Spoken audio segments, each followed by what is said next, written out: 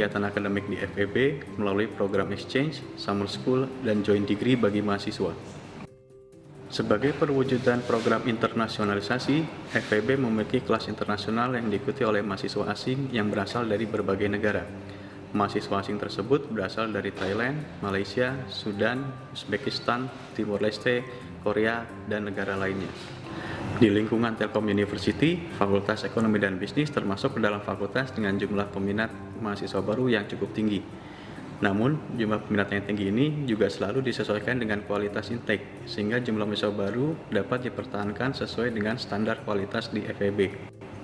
Sampai dengan semester genap 2019-2020, jumlah mahasiswa aktif di Fakultas Ekonomi dan Bisnis adalah sebesar 3.828 mahasiswa, dengan rincian prodi akuntansi sebanyak 1.292, program studi MBTI 2.322, dan program studi MM sebanyak 214 mahasiswa.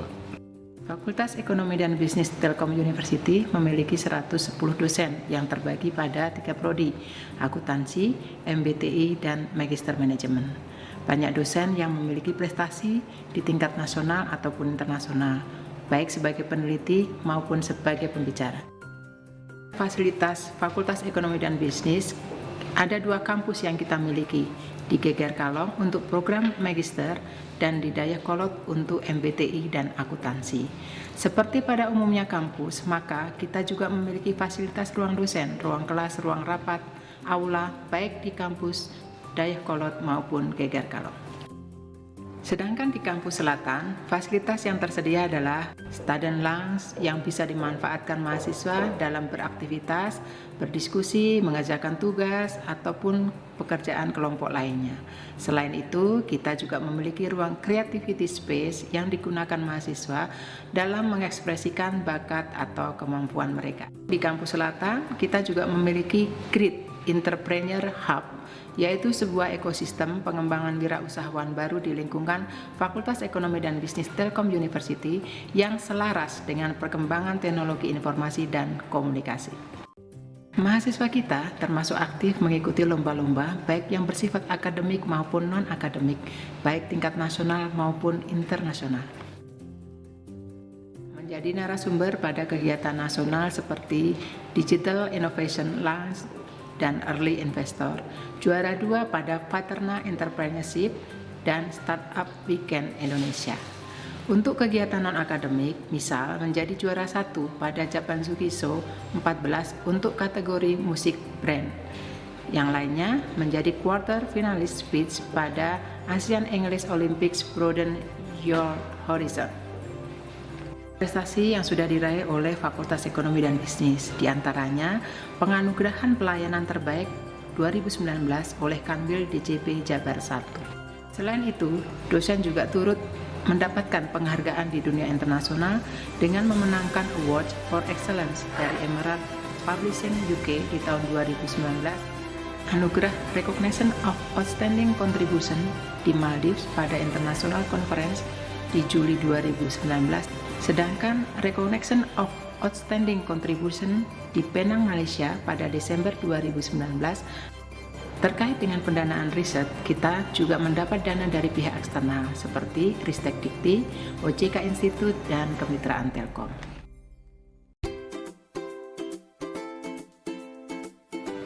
Kelompok keahlian merupakan pengelompokan dosen berdasarkan peminatan dan keahlian dari dosen terkait bidang keilmuan.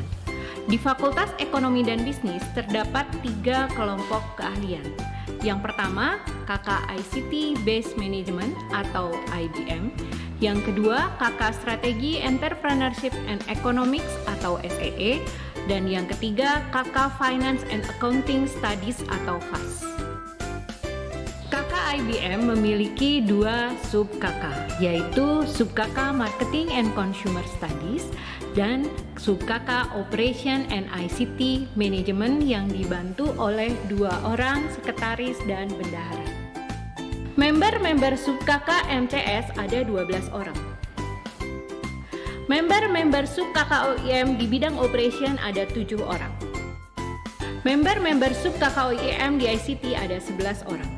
Kelompok keahlian Strategi, Entrepreneurship, and Economics beranggotakan 33 orang dosen dan peneliti.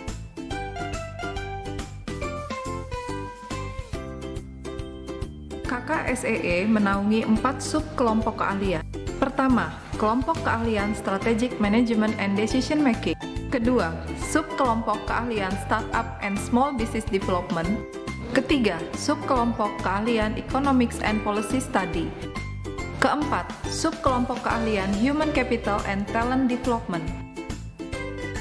Kelompok keahlian Finance and Accounting Studies atau KKFAS memiliki 2 sub-kelompok keahlian, yaitu Financial Market Studies dan Accounting Studies. Saat ini KKFAS memiliki 17 orang dosen pada sub-KK Financial Market Studies dan 27 orang dosen pada sub-KK Accounting Studies. Mengikuti pendidikan S2 di FEB Telkom University merupakan salah satu milestone dalam kehidupan saya. Terus terang saya sangat terbantu dengan sistem pembelajaran jarak jauh yang diperkenalkan oleh FEB Telkom University. Sistem ini sangat membantu saya karena memang saya berada jauh di luar kota, saya berada di Semarang, dan dengan mobilitas yang sangat tinggi. Sistem pembelajaran jarak jauh ini sekarang menjadi suatu keniscayaan yang dipakai oleh hampir semua perguruan tinggi dalam kondisi pandemi COVID-19.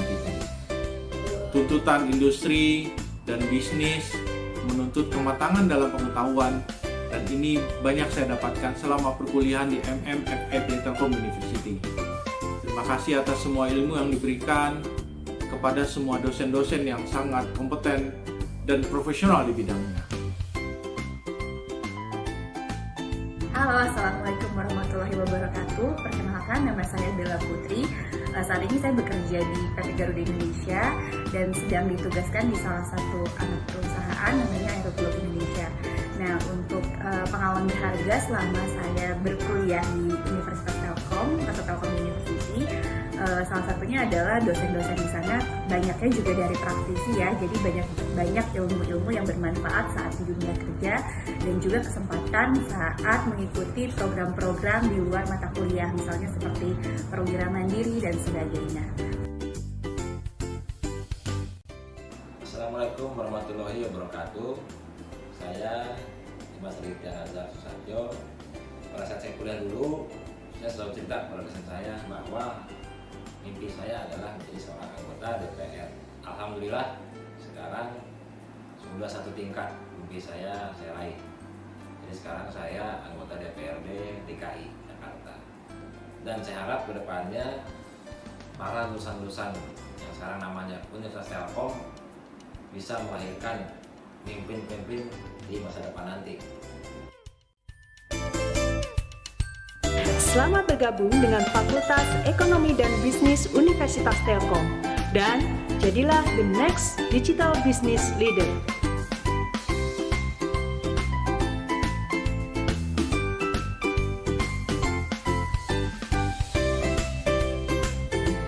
Diatism, harmony, excellent, integrity.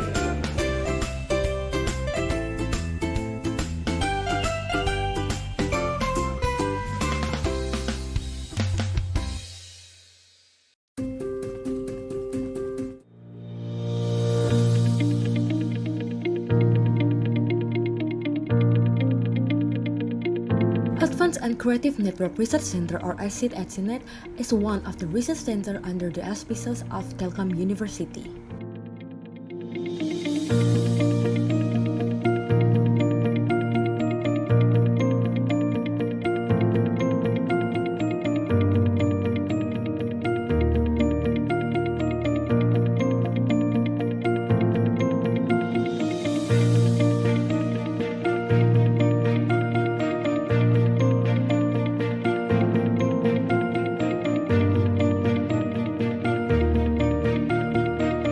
Sebagai salah satu research center di Telkom University, Research Center ICT akan sepenuhnya mendukung rencana strategis dari Universitas Telkom dengan fokus pada area riset pengembangan teknologi Smart Precision Agriculture pada 3 tahun ke depan.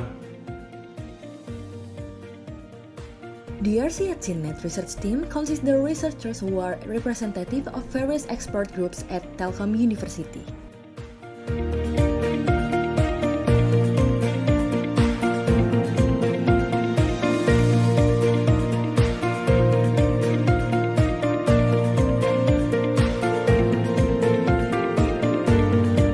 The research carried out by RC@CNET has a specificity, namely in the area of smart precision agriculture for the purpose of national food security.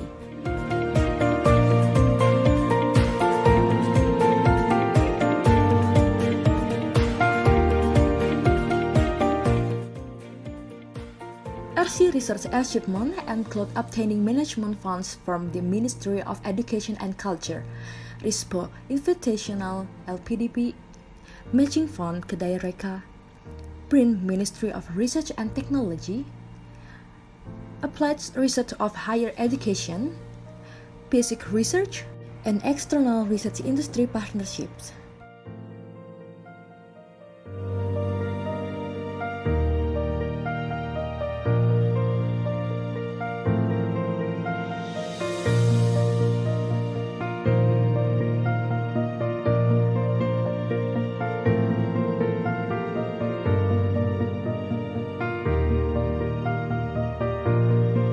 Every year, RC@CNET consistently conducts research so that it receives various funding both from internal and external sources of the university.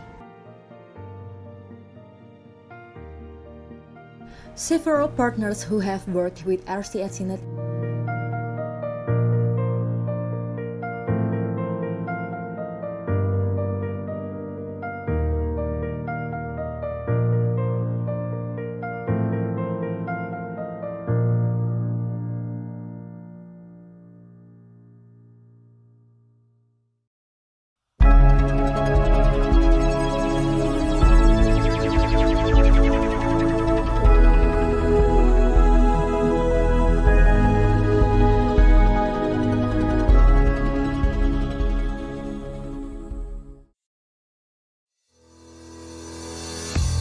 Lahir di bumi seribu masjid, Universitas Mataram menyajikan pengalaman menempuh pendidikan yang tak terbatas. Nuansa religius dan hamparan pesona alam yang menakjubkan. Sejak tanggal 1 Oktober 1962, Menteri Perguruan Tinggi dan Ilmu Pengetahuan Republik Indonesia mengesahkan pendirian Universitas Negeri di Mataram.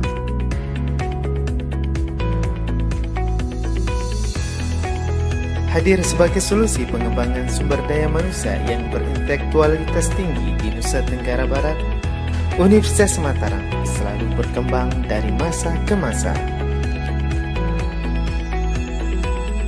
Hingga saat ini, Universitas Mataram telah memiliki 9 fakultas dan program pascasarjana. Dengan 63 program studi pilihan, menjadikan Universitas Mataram sebagai salah satu pilihan terbaik bagi talenta-talenta luar biasa dari seluruh penjuru Indonesia.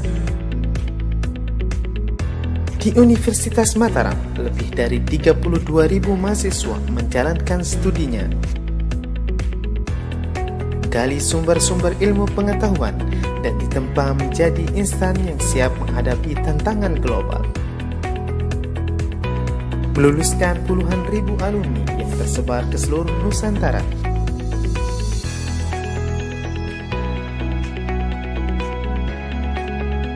Universitas Mataram turut berkontribusi dalam berbagai sektor pembangunan di Indonesia. Untuk mendukung pengembangan ilmu pengetahuan dan penelitian, Universitas Mataram telah membangun berbagai fasilitas penunjang yang terstandarisasi.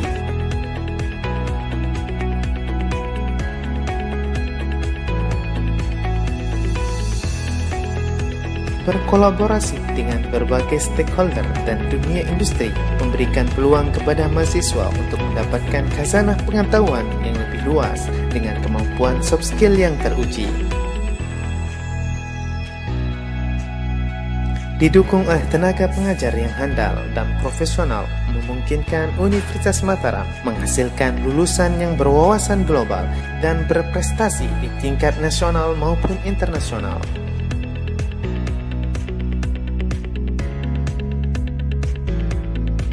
Universitas Mataram juga mengajarkan untuk selalu berbagi, saling merangkul satu sama lain untuk menumbuhkan rasa saling memiliki.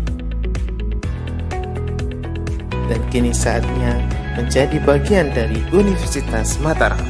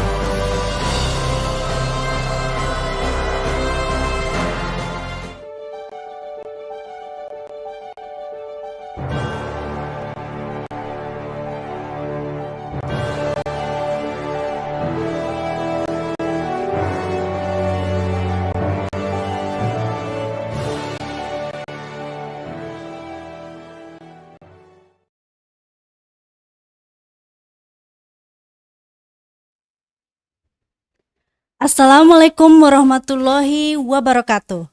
Shalom, Om Swastiastu, Namo Buddhaya, and best wishes to all of us. Good afternoon. All praise be to God Almighty. Ladies and gentlemen, my name is Mediani Kris Eka Putri, and what a bright afternoon today. And it is such an honor for me to be the host of our joint conference, the first international conference on digital business and technology management, Icondbtm 2003, and the fifth international conference on advancement in data science, e-learning, and information system, Icadeis 2023.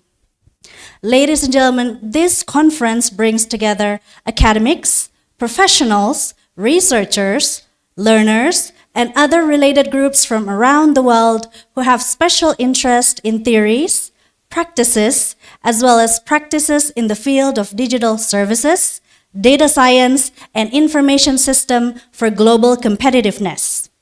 Now, this conference also provides opportunities for both the presenters and participants to exchange new ideas and experiences, establish research relations, and find global partners for future collaboration to effectively respond to technological development challenges.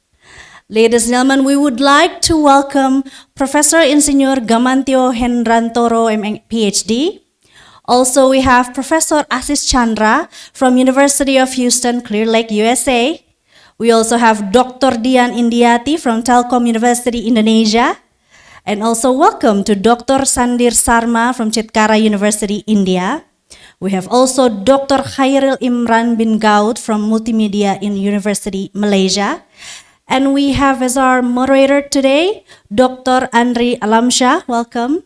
And of course, the Rector of Telkom University, Professor Dr. Adiwijaya SSCMSc, and also the Rector from Mataram University, Professor Bambang Harikusumo.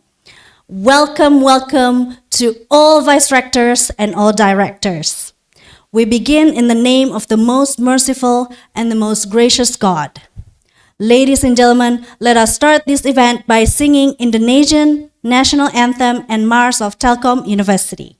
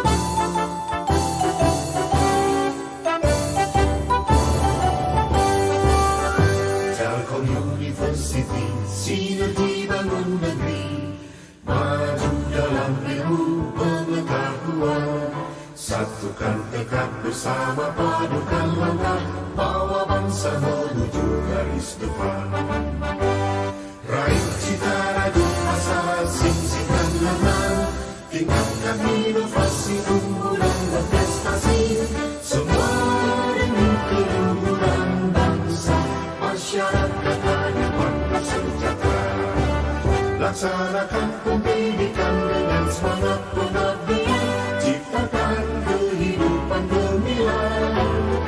Telkom University, kebanggaan berdiri, maju dengan karya, berperan bagi bangsa, bagi Indonesia, bagi dunia.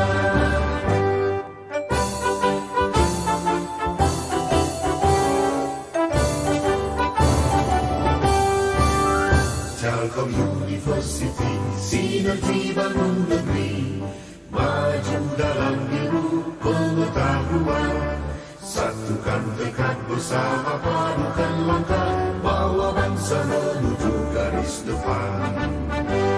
Raih cita rajuk asa, sing-singkan lengan, tingkatkan inovasi, tumbuh dan berprestasi, semua demi keluhuran bangsa, masyarakat adil makmur sejahtera.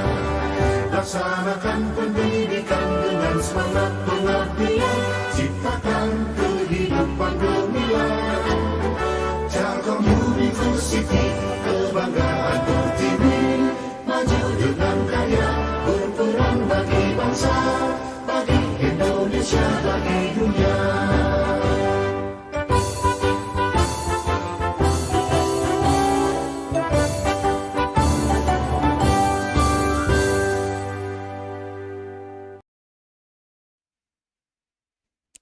Ladies and gentlemen, we would like to invite our chairwoman and chairman to give the welcoming speech and the report of Icondbtm and Icadeis 2023.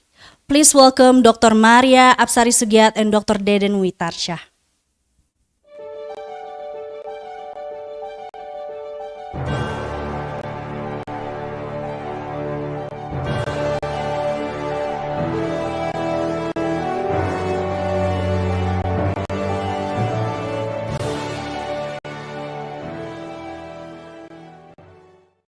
So much. All right. The Honorable Professor Asis Chandra from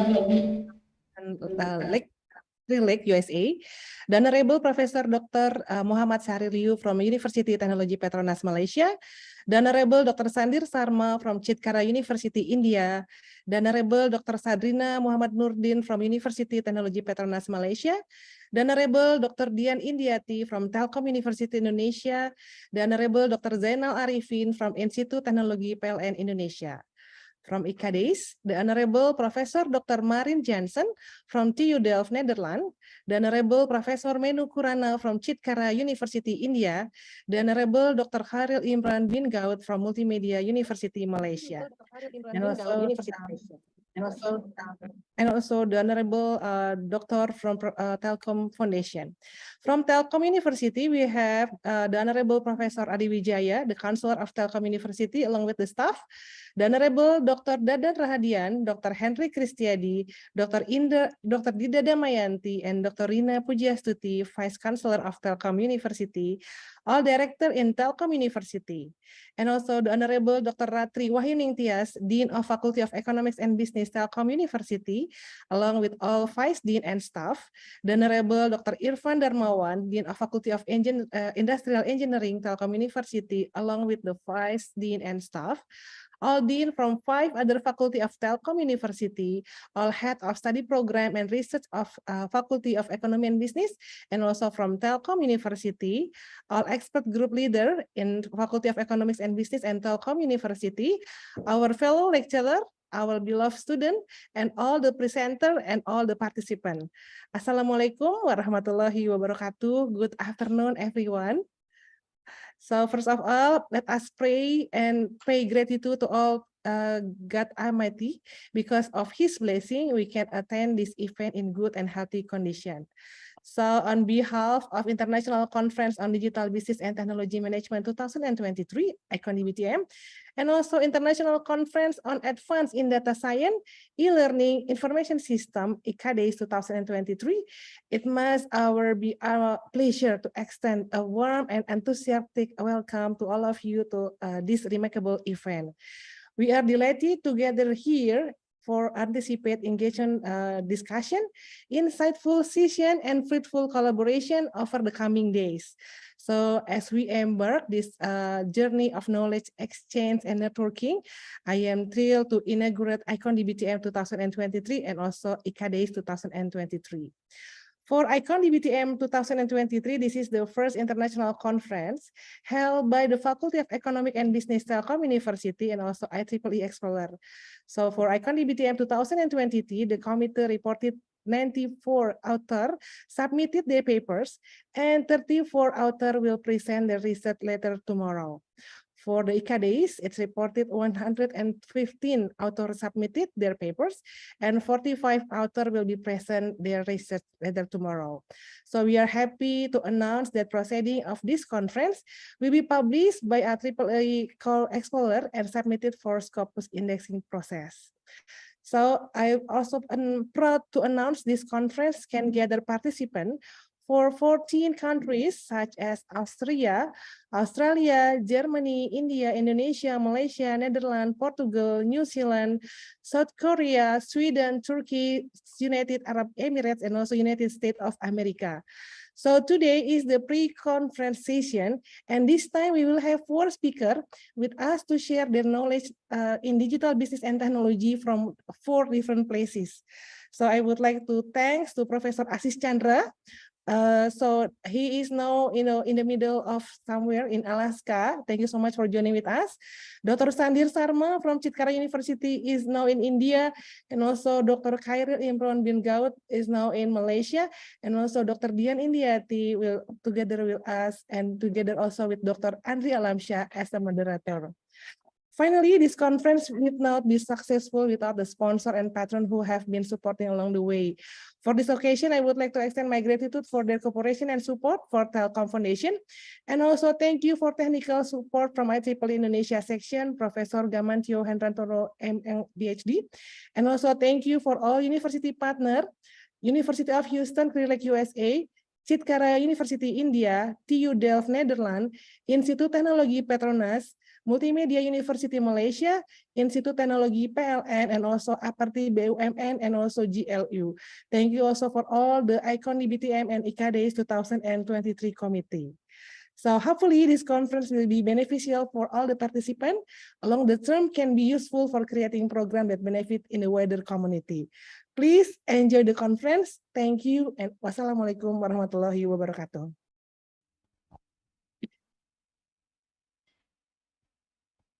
Thank you very much, Dr. Maria Sugiat, for the opening speech and the concise report. Now we would like to invite the Honorable Professor Insinyur Gamantio Hendrantoro, MM PhD, as Chairman of IEEE Indonesia Section 2023 to give a speech. Please welcome.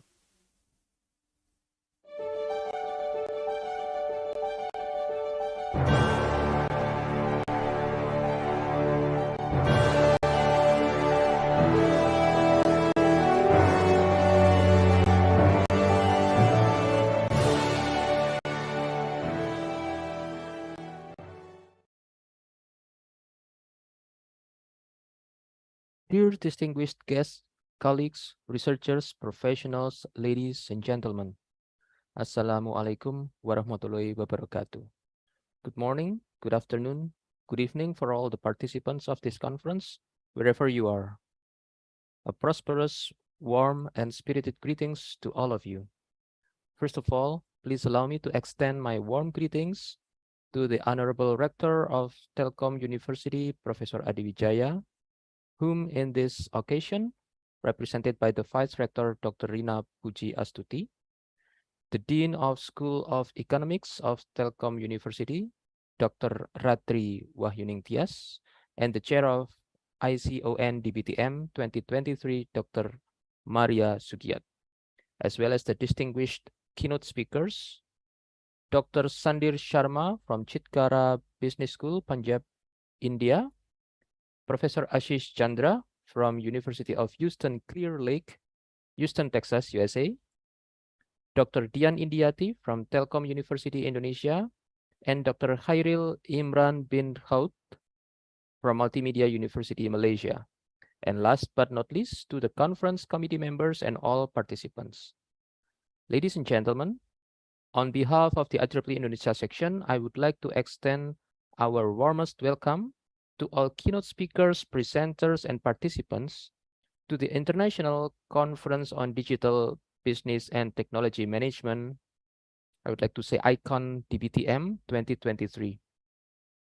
The conference is held in the beautiful Lombok Island in Indonesia in hybrid mode by the Telkom University Indonesia on August 2 until 3, 2023, and technically co-sponsored by the IEEE Indonesia section. Icondbtm is dedicated to dissemination and sharing of latest progresses in the field of digital business and technology management. While the field of business management per se is outside the scientific scope of the IEEE, the supporting information and computing technologies implemented in business decision making, for example, or productivity maximization, enhancement in innovation and production, and other issues in the same line fall precisely within the IEEE fields of interest. Therefore, it is most appropriate for all the technology creators and users involved in this field to keep track of the progress and even to innovate further for the improvement of technology that can push the effectiveness and efficiency in the digital business and technology management. The IEEE Indonesia section have carried out a large variety of activities over the 35 years of its operation in Indonesia. Our mission is in line with the global mission of IEEE, namely advancing technology for humanity, which in our case is adapted to the conditions and necessities of the people in Indonesia, while still contributing to the mission implementation internationally. We maintain good and mutual relationship and networking with the Indonesian government, industries, universities, professional and scientific organizations, and various communities in Indonesia. At the same time, we are also starting to work together with other IEEE sections in the Asia Pacific region. We have had a cooperation agreement with the Director General of Higher Education, or Dirjen Dikti in Indonesia, since 2021, which allows us to directly participate in the development of engineering higher education in Indonesia. We are also developing cooperation with professional organizations as well as universities in Indonesia. We currently have 21 technical society chapters and joint chapters covering the fields of interest of 27 IEEE societies, widely ranging from power and energy to computer, to oceanic engineering, to education, to social implications of technology. These chapters support various scientific and academic activities in Indonesia, including technical co-sponsorship of international conferences. As of now, we have student branches and student branch chapters in 36 universities in Indonesia, which support educational early career development and international networking for university students. We would like to invite all universities in Indonesia to establish IEEE student branch at their campus and maximize the potential benefits of talent and skills development for students through IEEE. Aside from that, we also hold workshops on STEM, which stands for Science, Technology, Engineering, and Mathematics, for high school students in our attempt to attract the best talents to study in the fields of engineering. In terms of international publication, according to IEEE Explore, as of August 2023, there are almost 31,000 scientific papers in IEEE Explore, with at least one author coming from Indonesia, published in IEEE co-sponsored conferences and IEEE journals. However, out of those 31,000, there are still less than 1,000 papers with at least one Indonesian author published in high-impact IEEE journals. Accordingly, we encourage Indonesian researchers to publish their works in relevant IEEE journals. To conclude this remark, we highly appreciate the commitment shown by the organizer of Icondbtm 2023 to keep the quality of accepted papers at the highest level, focusing only on papers within the scientific scope of the IEEE and the conference itself. Finally, we wish you an enjoyable and valuable experience during this event by sharing your best knowledge in the research area of your interest. Please make Icondbtm 2023 a memorable event. Thank you. Have a good day. Wassalamualaikum warahmatullahi wabarakatuh.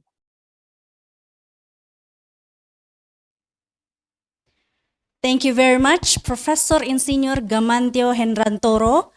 And now, ladies and gentlemen, let us hear remarks from the Dean of School of Industrial Engineering, Dr. Irfan Darmawan, STMT, and the Dean of School of Economics and Business, Dr. Ratri Wahyuning Tias. Please welcome.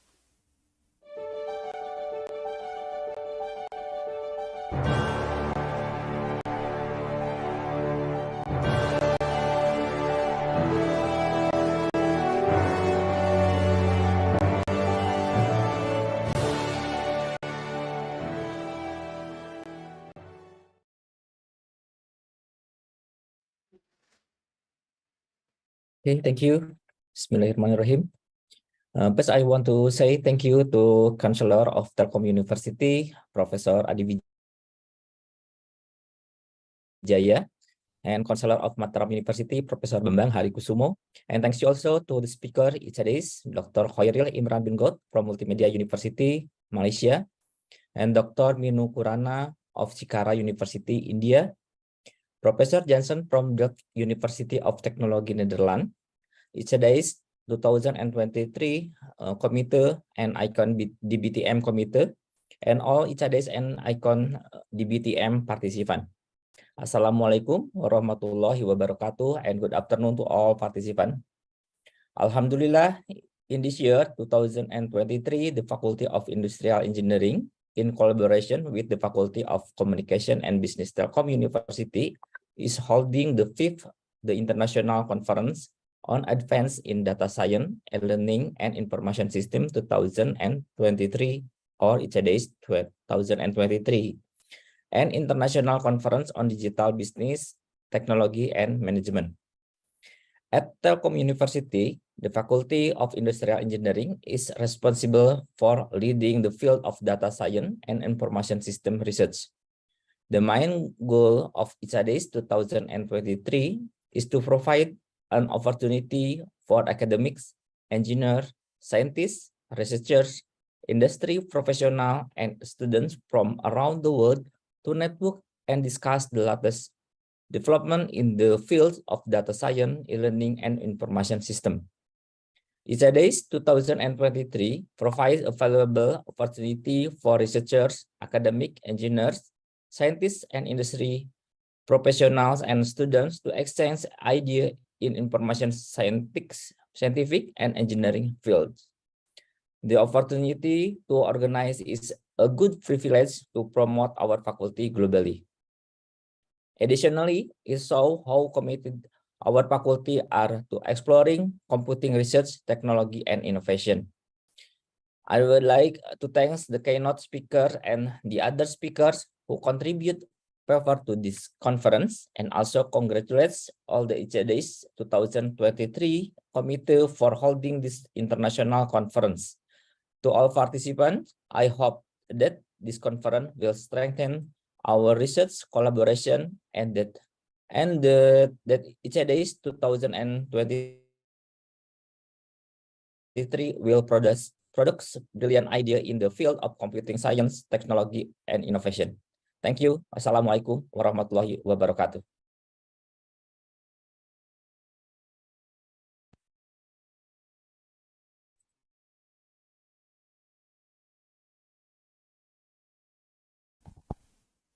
Assalamualaikum warahmatullahi wabarakatuh.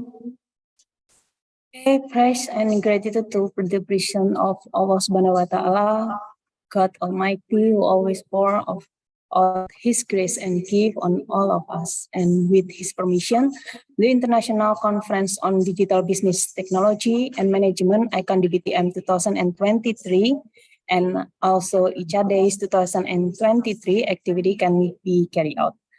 Icondbtm 2023 and also Icadeis 2023 is an international conference that brings together academician, lecturer, and student, leader, industrial expert, and creative professional to share experience, the latest research, innovative thinking, and the best practice in managing digital company through optimal utilization of current technology. This activity can also establish connection, network, and collaboration between participants. Icondbtm in Icadeis 2023 will undoubtedly provide benefit in the form of valuable insight that help the company's sustainability in the digital era that continue to grow rapidly. I represent the School of Economic and Business Telkom University. First of all, thank you for the support of all partners who have contributed materially and non-materially in realizing the success of Icondbtm and Icadeis 2023. Furthermore, thank you to the GLU Aperti BUMN, Research Center Digital Business Ecosystem, IEEE Indonesia, University and Industry Partner, all the speakers, for Professor Ashish Chandra as the Professor of Healthcare Administration, University of Houston, Texas, USA, and Dr. Sandir Sarma as the Vice Chancellor Chikara Business School, Punjab, India, Professor Mohsahir Liu as the Deputy Vice Chancellor, Research, Innovation, and Commercialization, University Technology Petronas Malaysia, Dr. Insinyur Zainal Arifin as the Lecturer of Institute Teknologi PLN and also as the Delegation of Upper BUMN Indonesia, Dr. Sarina Mohnurdin as the Associate Professor and Senior Director, Project Management Office, University Teknologi Petronas Malaysia, Dr. Dian Indiati as the Head of Research Center Digital Business Ecosystem, and also as the Lecturer of School of Economic and Business Telkom University, and also all the speaker in Icadeis 2023. Thank you for all presenter. Thank you for all reviewer who participate in this activity.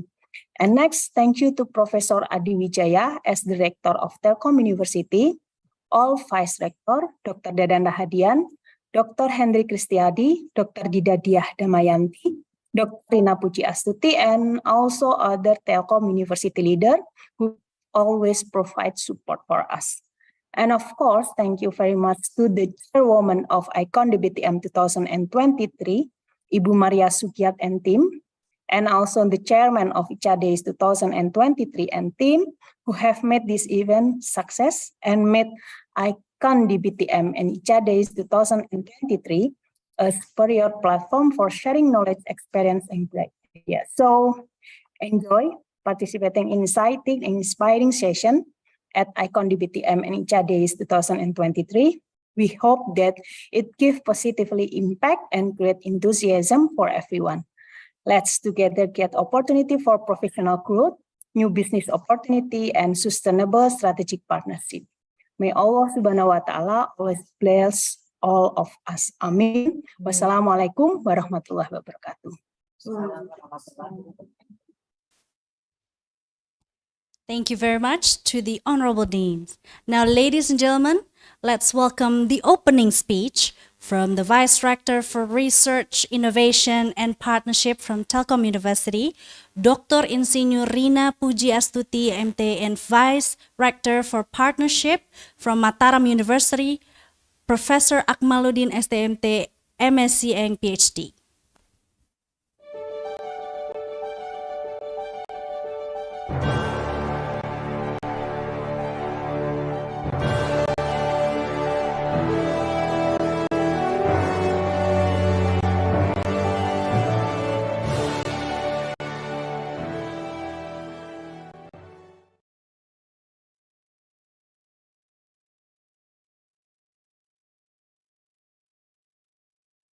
Thank you.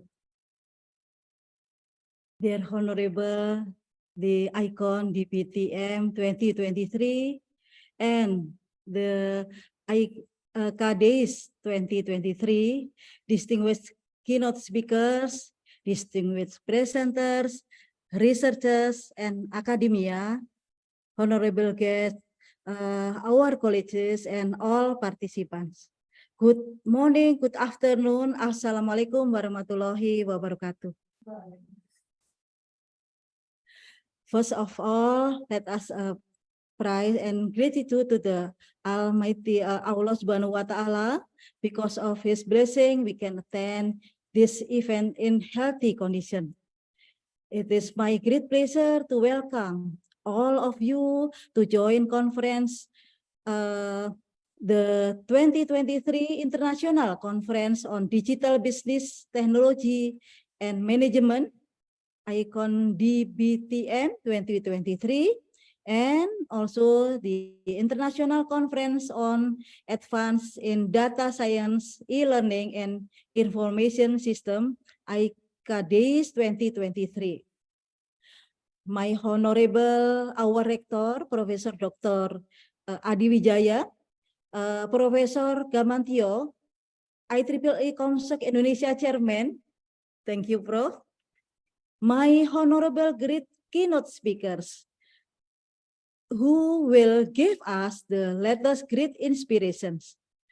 The speakers who join us here, Professor Muhammad Sahir Liu, the Deputy Vice Chancellor, the University Technology Petronas, Professor Maritin Johnson, Professor Minu Kurana, Dr. Sandir Sarma, Profesor Asis Chandra, Dr. Syahrina MD Nurdin, Ibu Dian Indiati, Director of Digital Business Ecosystem Research Center for Telkom University, Dr. Khairil Imran, and all delegation from APERTI and GLU.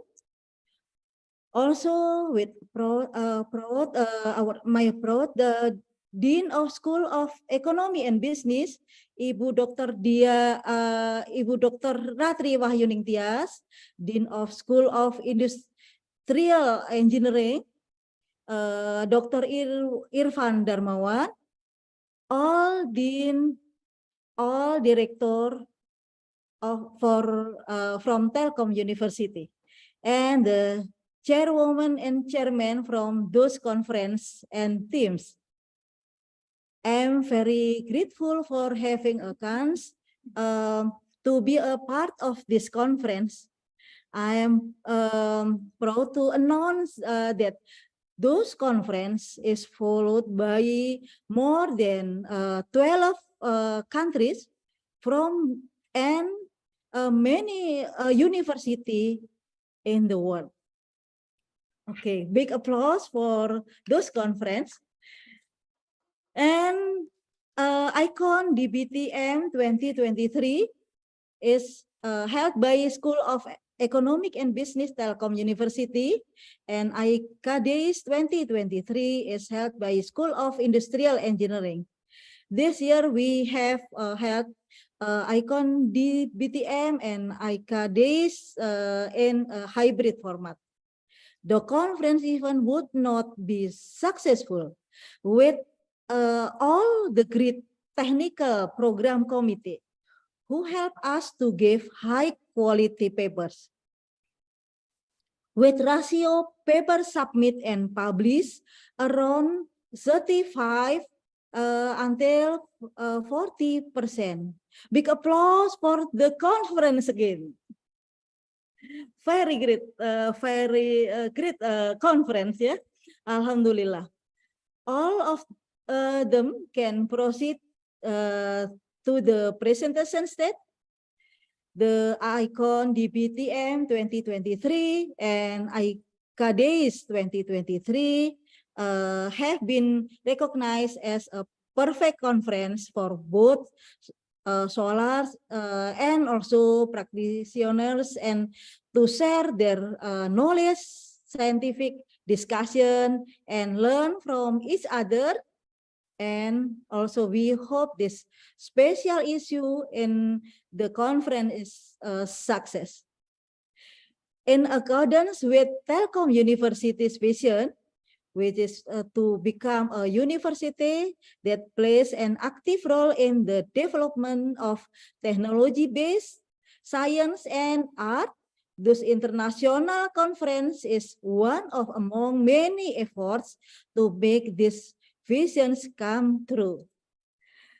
Hopefully, today and tomorrow events can fit us with not only few knowledges and perspective, but also give a significant impact on the near and long-term modern research development, and can be beneficial not only for Telkom University, another university, and also Indonesia, and I hope around the world. We open this conference in the name of Allah Subhanahu wa Ta'ala. I hereby declare the 2023 International Conference on Digital Business, Technology, and Management, Icondbtm 2023, and the International Conference on Advance in Data Science, E-Learning, and Information System, Icadeis 2023 are official started. Therefore, please take a time to enjoy this beautiful island, Lombok Island. After having the Icondbtm 2023 and Icadeis 2023. Happiness and pleasure and enjoy the conference. Thank you very much. Assalamualaikum warahmatullahi wabarakatuh. Thank you very much. And now, Professor Akmaluddin, you may give your speech.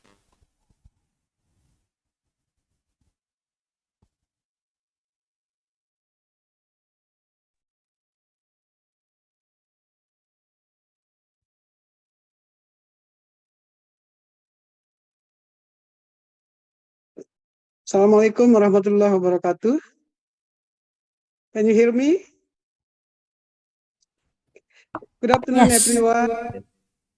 Good afternoon. Ladies and gentlemen, esteemed guests, respected researchers, inventors, academicians, and dear participants. It is with great pleasure and excitement that I stand before you today as the Vice Rector for Planning, Collaboration, and Information System of the University of Mataram. I extend my warmest spiritual greetings to each one of you on this occasion as we commence the joint conference on digital business and technology management Icondbtm 2023 in the 5th International Conference on Advancement in Data Science, E-Learning and Information System 2023, Icadeis 2023. Through the power of technology, we are connected from different parts of the world, brought together by a common passion for knowledge, innovation, and transformative research. This online gathering marks as a significant milestone in our collective pursuit of academic excellence and advancement in digital business, technology management, data science, e-learning, and information system. Icondbtm 2023 and Icadeis 2023 are platforms that bring together experts, scholars, and enthusiasts from diverse disciplines to explore new things, share insight, and foster collaboration that will shape the future of our fields. Digital business and technology management are at the forefront of the global economy's evolution, driving innovation and transformation across industries. Thus, this conference provides an opportunity for us to dive into emerging trends, challenges, and best practices in digital business, as well as the effective management of technology in today's dynamic world. Data science, e-learning, and information systems have become the backbone of modern society, influencing every aspect of our lives. Through Icadeis 2023, we go deep into the vast potential of data-driven insight, the power of e-learning in democratizing education, and the responsible design and management of information systems that protect data privacy and security. To our esteemed presenters and speakers, your research, knowledge, and expertise are the pillars upon which this conference stands. Your contribution will undoubtedly shape the discourse and inspire innovative solutions for the challenge that lie ahead. We eagerly anticipate your presentation and the thought-provoking discussion that will occur. To all participants, I encourage you to actively engage in the session, leverage networking opportunities, and immerse yourself fully in the knowledge-sharing experience that Icondbtm 2023 and Icadeis 2023 offer. Let's take the advantage of this spiritual environment to learn, connect, and inspire one another. I extend my deepest appreciation to the organizing committees and all involved in making this joint conference a reality. Your tireless effort and dedication have enabled us to come together despite the challenge of the distance. In conclusion, I wish to express my heartfelt gratitude to all participants of this conference, and thank you for having me, and I wish you all fruitful and inspiring conference. That's all. Assalamualaikum warahmatullahi wabarakatuh. Thank you so much, Professor Akmaluddin. Now, ladies and gentlemen, this conference has been officially open. Yeah, so let us have a photo session first. You may turn on or activate your camera. Please use the provided virtual background from the committee. More importantly, please give us your best smile. Be prepared as I will give you the cue. First slide. 1, 2, 3. Okay. Do we have a second slide? All right. Second slide. 1, 2, 3. Okay, very good. Next slide. 1, 2, 3. All right. Okay.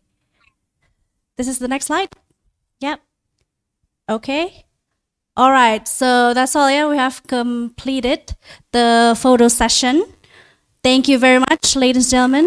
I can see and feel your warmest smile. Yeah, so I'm pretty sure you are enthusiastic about this conference.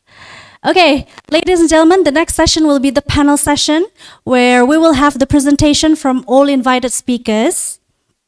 But first thing first, I will introduce our moderator who will lead the panel session, Dr. Andri Alamsyah.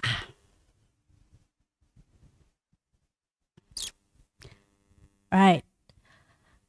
Dr. Andri Alamsyah is a researcher and also data scientist. He is the assistant professor and faculty member of School of Economics and Business from Telkom University. He is also the chief and founder of Lab Social Computing and Big Data, a CBD, and aside from that, he is the chairman and founder of Indonesian Data Scientist Society, or IED. Now, his research field are social computing, social network, complex network or network science, computational social science, data analytics, big data, data mining, graph theory, blockchain technology, disruptive innovation, ICT entrepreneurial business and data or information business. In terms of his educational background, he has completed his bachelor program from the program of mathematics, Bandung Technology Institute or ITB with the topic of statistics. Afterwards, he finished his master degree in informatics from Université Picard, France with the topic of information system. And finally, he has completed his doctoral degree or program in electroinformatics from ITB as well with the topic of social network and big data. And many more of his achievements, yeah? Due to time, I am so sorry I cannot mention all that. But without further ado, let's now welcome Dr. Andri Alamsyah.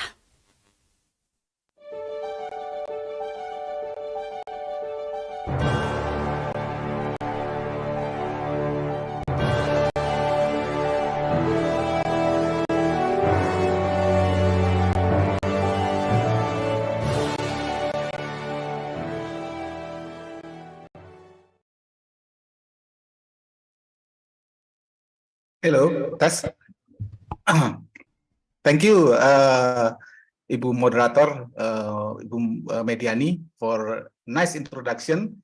Today we will have a panel discussion. We will have a lot more fun and have more information for our distinguished invited speaker. Good morning, all of you. Maybe good afternoon in Indonesia. Honorable speaker, ladies and gentlemen, dear colleague and student in the audience. My name is Andri Alamsyah. I'm a faculty member of School Economic and Business of Telkom University. I will be the moderator for the panel session on Icondbtm and Icadeis 2023. The conference topic entitled Digital Transformation Strategy, Exploring Successful Strategy for Organization to Navigate the Digital Landscape, Adapt to Emerging Technology, and Drive Digital Transformation across all sectors. Today we have gathered here an esteemed collective of specialists hailing from diverse sectors, representing a multitude of academicians and also industry, all born by shared passion for progress, innovation, and collaboration.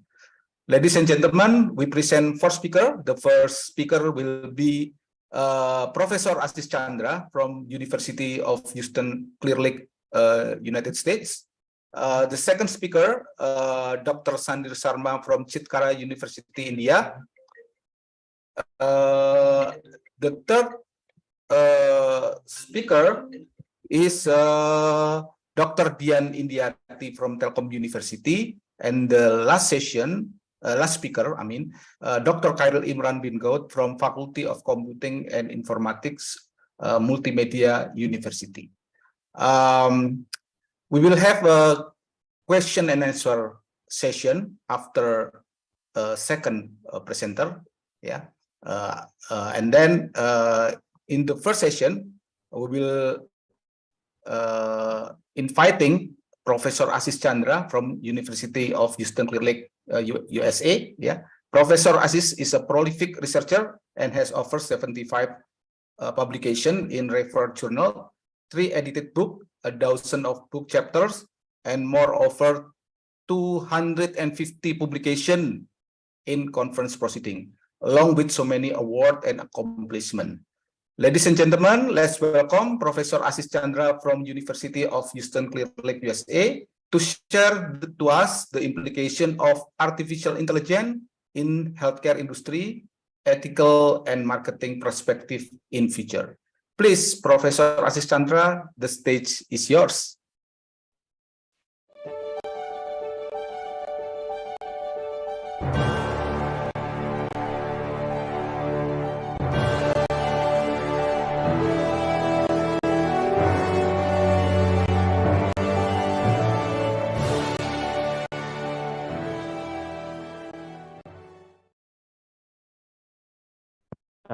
Can you hear me?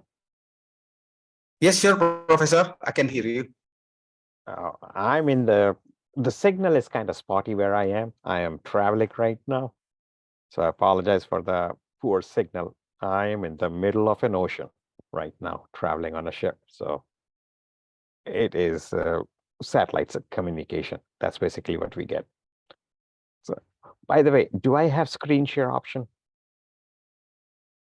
I think you should have screen share option.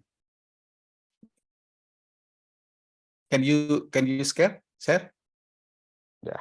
Do you see my slides? Can you see my slides, Andre? Yes, I see your slide. Sorry, it was perfect. Okay. All right, perfect. So let me see if I can get it going.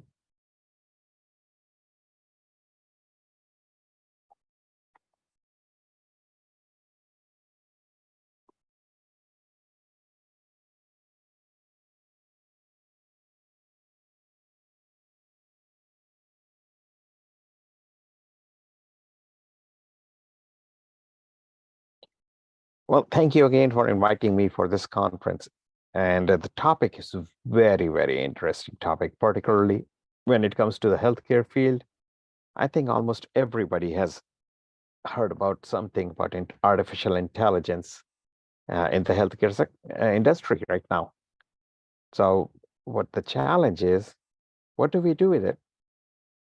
Before we go further, here are some of the applications of AI in healthcare industry. I would like to say that, yes, everybody's talking about artificial intelligence in healthcare particularly. And the first thing that comes to their mind is a robot. Robot is just a tool. Artificial intelligence is also just a tool. What people are getting used to the term, thinking this is a brand new term. The way I look at it is a little different.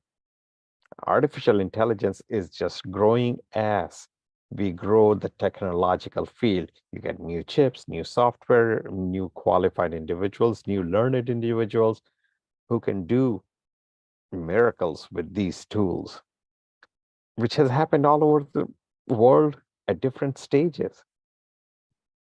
I guess the hot topic of today is, or these past few weeks has been artificial intelligence. There are advantages for artificial intelligence, and I am going to address only a handful of these issues, particularly related to diagnosis and treatment, medical imaging and radiology, because that is something unique now because of the bandwidth and all that thing. You can transmit all this information and get the results quickly. Patient monitoring, you don't need that many personnel hovering around a patient. Now you can monitor from a remote site. Patient records management. This is going to be very important in future. Patients records management contains so much information that can cause a lot of headache if it gets lost. So privacy issues, but patient records management can help in kind of predicting what is going to be happening in future. And that's again, artificial intelligence. Artificial intelligence will only benefit with the type of software which are written by the intelligent people. Another big thing that you will notice that the drug discovery and drug development has really sped up. And one of the marketing things that I always talk about is the distribution aspect of drugs. When the pandemic happened, that was one of the issues, that how do you distribute it? Even if you had the product ready immediately, there is no way it could have been a shot in arm for several months, assuming there were 8 billion doses available on day one. It's just not possible. It's the logistics. It's logistically a nightmare to get all those things distributed in a manner that can be most beneficial to almost everybody. Yeah, in future, it is going to happen that the difference between haves and have-nots, the ones who have it, such as money, they'll probably get a better shot at issues or distribution network for medications. Supply chain issues, and many of us have already heard the term like just-in-time inventory. Well, the JIT got really hit when there was a shortage of chips. Now, going with JIT, you will see that there is one small breakdown in the chain and everything in the chain breaks down. So we need to start thinking about potentially having a stockpile or something to recover. And not everything does not need a stockpile. You don't need to stockpile 100,000 cars. People can take public transport. Provide them 2 buses. That's much more easier. So supply chain issues will have to be looked at. But the way I say that, no, you need to look at supply chain issues is by basically foreseeing all the what if scenarios can happen. What can go wrong? What can go right? If things go wrong, then what do we do? Those scenarios have to be created. They may never be implemented, but as a marketer, a marketing team of any entity, any organization, any industry should anticipate and do the brainstorming and look for all these challenges, issues. They should have a folder ready for it. That what if we get hit by another pandemic 6 months from now? How do we handle the situation then? What are we going to do? How are we going to transition? So those are some of the things that can be a part of the supply chain issue as well. Then, of course, one of the advantages of AI in the healthcare industry is that the pharmaceutical reps will know exactly which physicians to go to because the AI has predicted what diseases may be coming down the road. So what type of physicians you need to seek and who should be the prescribers of your medications. So let's talk a little bit about the AI in the medical imaging and diagnosis. Results will be faster, that's for sure. It will be much more accurate because it's all automated. The numbers can be crunched fast, and it's beneficial for both the physician who is going and who needs these results to provide the treatment, and also for the customer too, the patients, because as long as the results are not back, there is that nagging feeling that you have, or the voice in the back of your head will say something is wrong, something is wrong. And that will create more of a mental health issue at that time. So accurate and fast, getting accurate and fast results can have much more beneficial aspects than people can imagine. And of course, like I mentioned, detection of disease and abnormalities is going to happen too, because you can predict some things. that like 2 plus 2 is equal to 4. But it can also give you some other answers over there. Well, you got 2 plus 2 is equal to 4. What about 3 plus 3 is equal to 6? That you had not even anticipated. AI can help in anticipating all these what if scenarios. That what if a patient has this, this, what types of treatments will be available, how fast will it spread all over the world.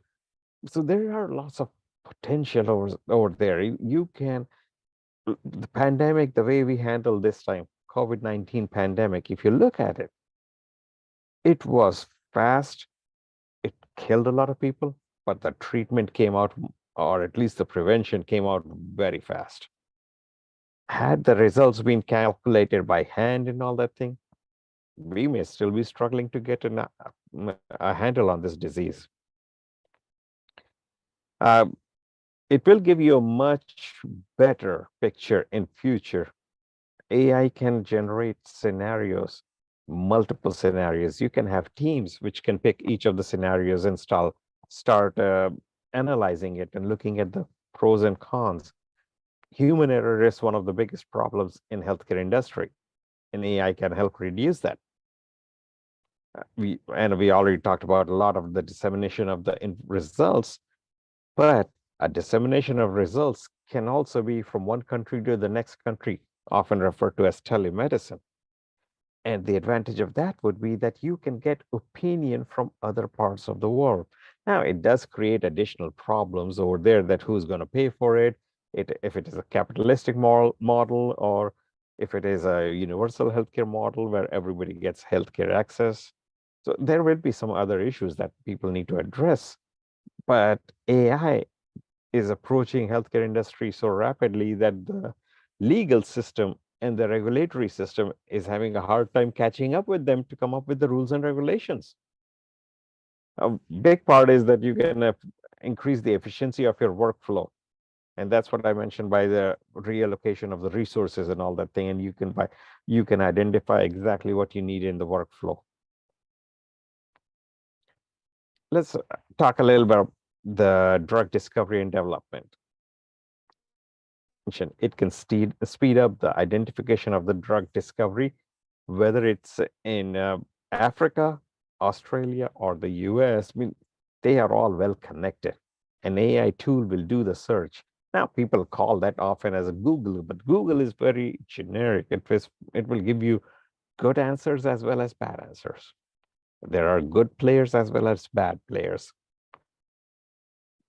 So hopefully, let me make sure. Can you still hear me? Yeah, sure. We still Oh, can okay, hear you. because suddenly it showed up my network was weak. Okay. Okay, so let me do the slideshow again. The good part of AI would be that it can identify potential toxicities, potential drug-drug interactions, even food and drug interactions, because it can take into account the different cultural values, the region of the individual, which people don't pay attention to, the vitamins that they are taking. Those identifications can help in the patient's health as well. Another thing is about the drug repurposing during new indications, which means diverting the medication for a new treatment over there and identifying a new use of it. Like, for example, aspirin. Aspirin has, every few years, you find a new use of aspirin. Data management is what we are going to be looking at from the government perspective, and also the insurance companies. The government would like to know about your health status and all that things. That data is collected at multiple stages. That's how we know what's going on. And this is where business schools can help in data management over there. They can identify what types of data that need to be managed and how the data can be crunched, how it can be consolidated or integrated with the current system, current data that you have. The best part is that the data is on a real-time basis. The moment you enter it, the moment you can get an analysis of that thing. And we have seen that thing 20 years ago. This was not the possibility at all. There was no possibility of having this. There is that improved data retrieval and storage capabilities. However, there's a big however. Where is the data stored? Many times we have seen that a natural disaster or a man-made disaster can really wipe out a certain location. And when you wipe that certain location, if all the data is stored over there, you're back to ground zero. You had great research. So that's where data managers need to come out and come up with solutions, say, okay, we need to store it in this location. We need to have a backup in that location, which may not be anywhere close to where you are, but at least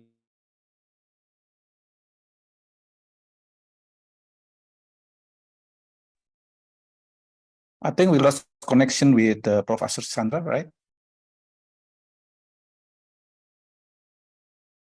Okay, maybe we will wait Professor Chandra, Assis Chandra come back.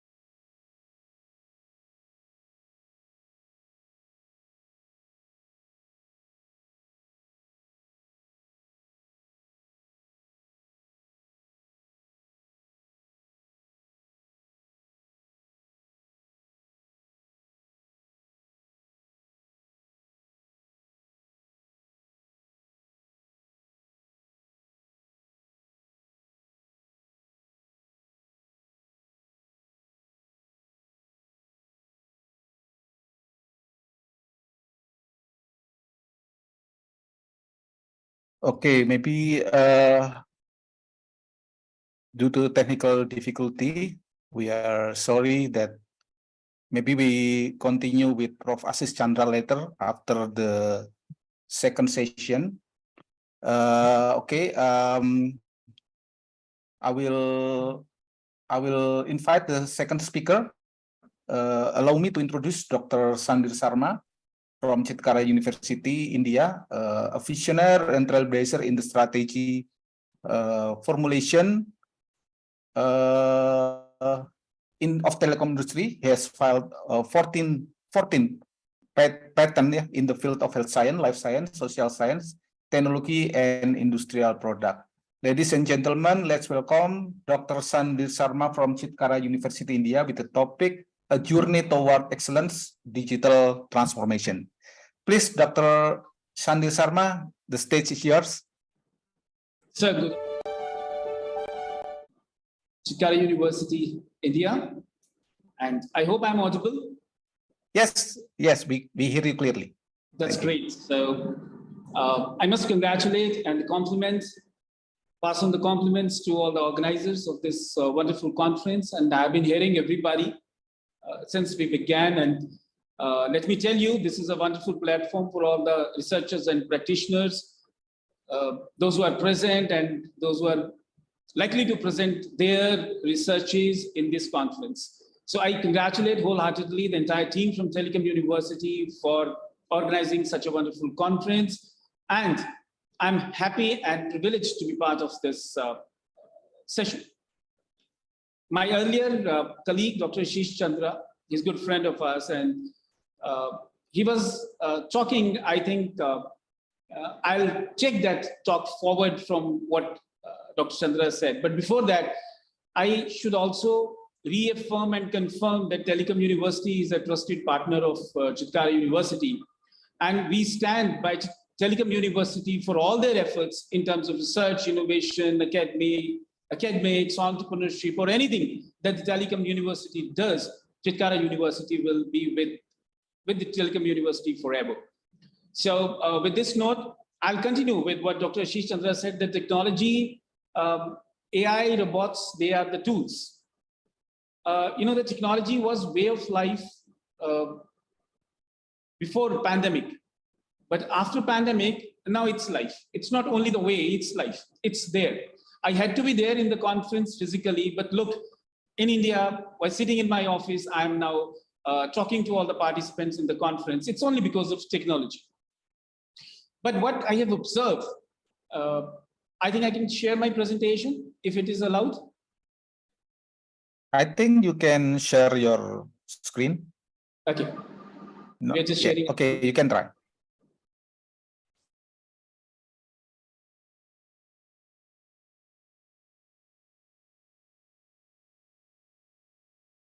That's here. I hope it is visible also. Yes, we can see clearly. Thank you, Professor. So the journey of excellence is basically what I say, that when we talk about the technology, it's not only the building up of technology. The most important part is the implementation. So my presentation is going to focus more on the implementation part of technology, since the title of the conference is Digital Transformation. So I strongly think that the implementation of technology plays a very critical role. In my next slide, when we go to the next part, for all the money that the organizations have spent on R&D, there often remains a persistent and troubling gap between the inherent value of the technology that they develop and their ability to put it into the work effectively. Now, at the time of competition, when there is a competition in the market, the distance between technical promise and genuine achievement is a grave concern. I think similar things are happening with AI and the robotics also. Today, I wish to discuss some challenges that managers responsible for implementing new technology. Now, these challenges must be met by all the implementers. Introducing technical change into any organization presents a different set of challenges to management than does the work of competent project administration. However, the managers responsible for leading a technical innovation into routine use are much better equipped by education and experience to guide that innovation's development than to manage its implementation. Let's discuss some more challenges. Probably that will give us clear understanding how these challenges are emerging out of the implementation of technology. The first and the foremost challenge is the dual role. A dual role, those who manage technological change must often serve as both technical developers and implementers.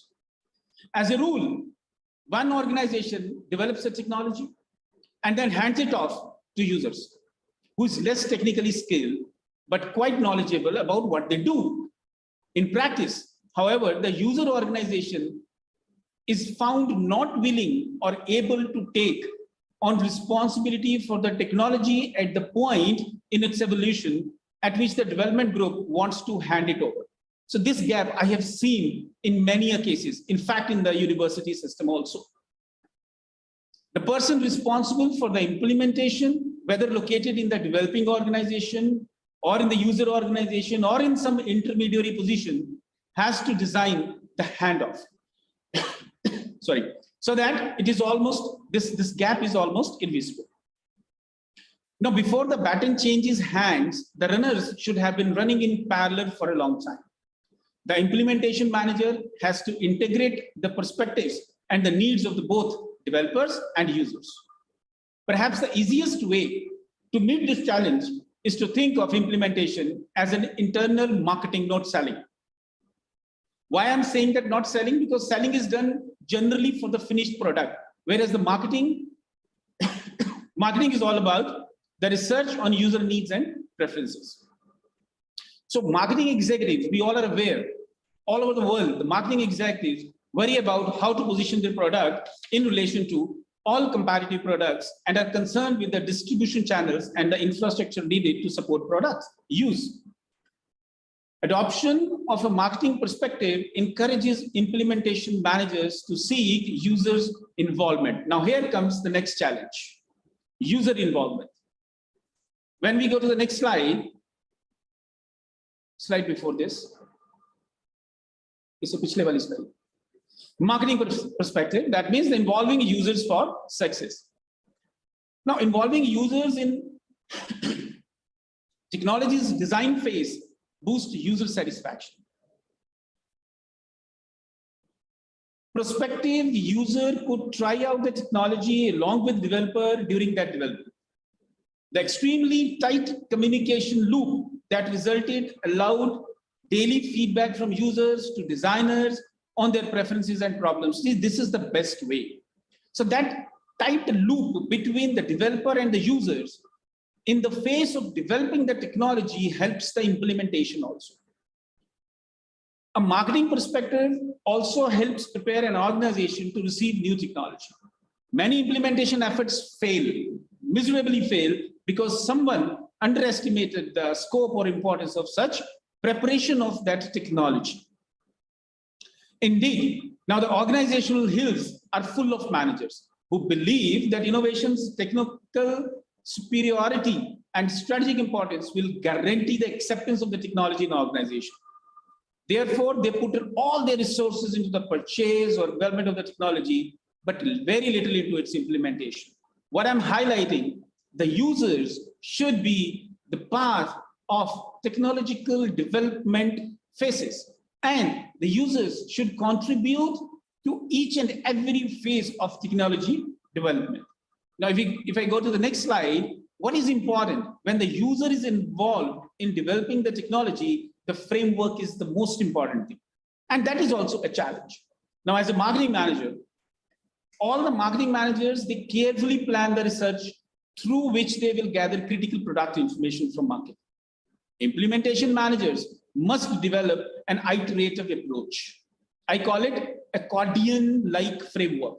Now, this accordion-like framework, it's a process necessarily involved in a search for information. When you start searching an information, you take a pause to digest that information as a technology developer. And then you take another active period of search. And this cycle after cycle continues.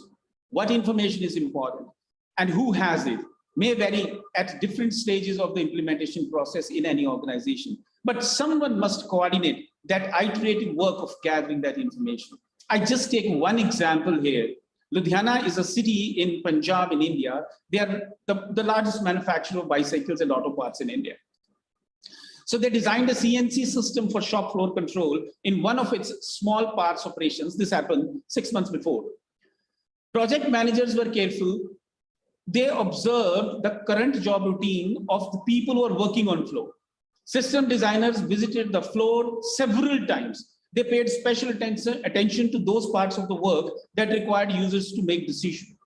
Now, in this case, what happened? They liked the flexibility in the sequencing of jobs, felt that the project managers felt that the choice of materials should be theirs and were often frustrated by the difficulty of finding tools. Now, examine how this manufacturing process on floor, this entire process is nicely connected.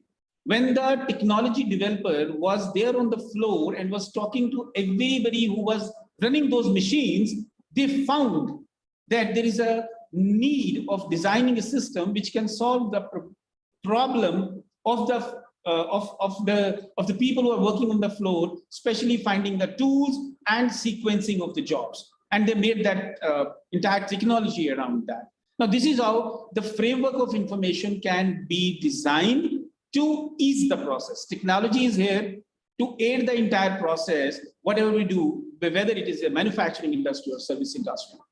If we go to the next challenge here, you know, we all are aware that how much hype and hype is created for anything which comes new in the market.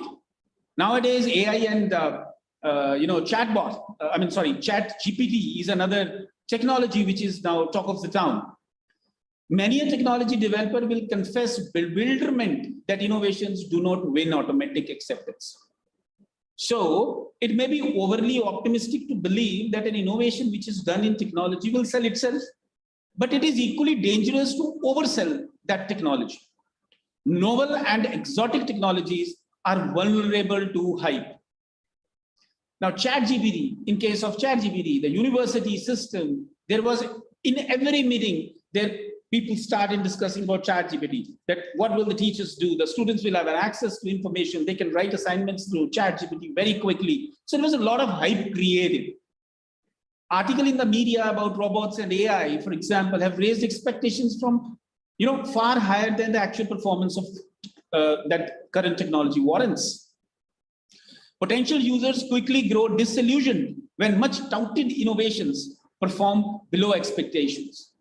Now, this is something which is very, very important. We must understand once the technology is developed and implemented, we can promote it, but there is no need to oversell it, so that overselling can actually backfire. Even in the soft launch of a technology, if we create a hype among the users and in the market, and something goes wrong in the technology later, those things can backfire very badly. So we should avoid that.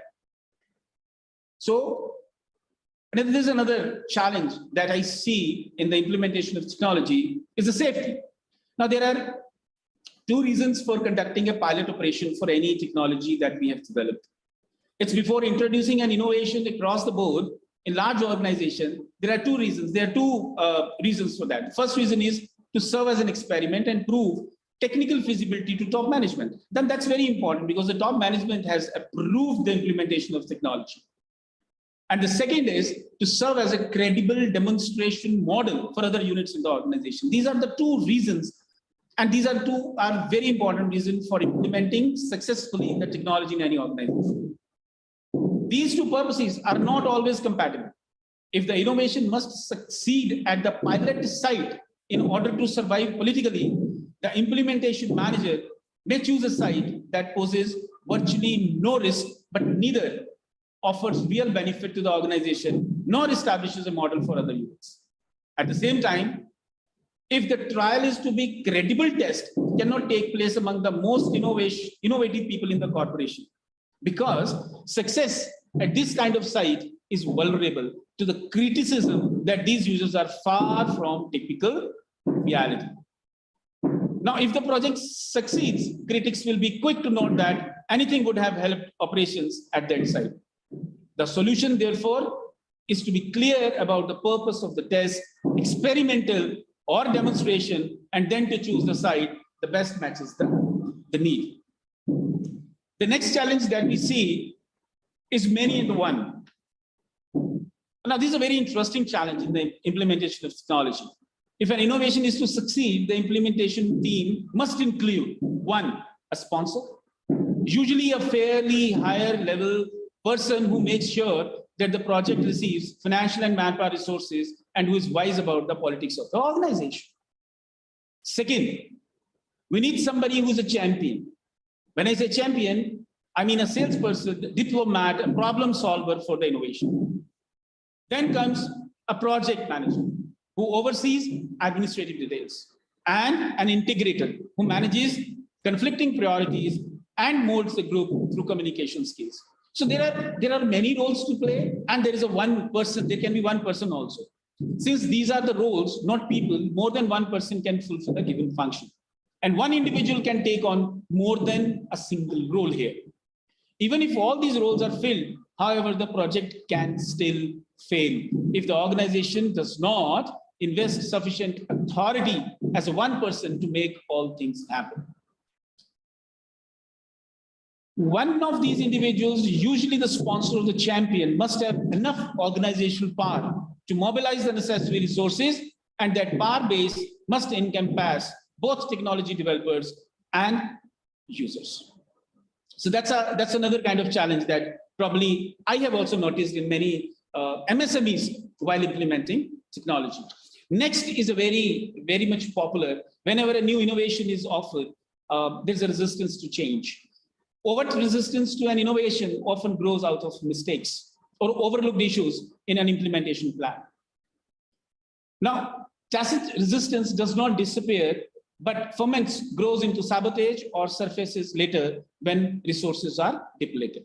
So there is a resistance, there can be a resistance, because the advocates of change have such a clear view of an innovation's benefit, resistance often catches them by surprise. If I'm an implementer of a technology, I strongly believe in the technology. We have seen even in a higher education system, when we implement new LMS, new ERP, we come by surprise when somebody comes and say, this LMS is not sufficient, this ERP is not sufficient, this technology is not sufficient to support the entire university system. The worst thing a manager can do is shrug such resistance aside on the dual assumption that it is an irrational clinging to the status quo, and there is nothing to be done about it. But sticking to the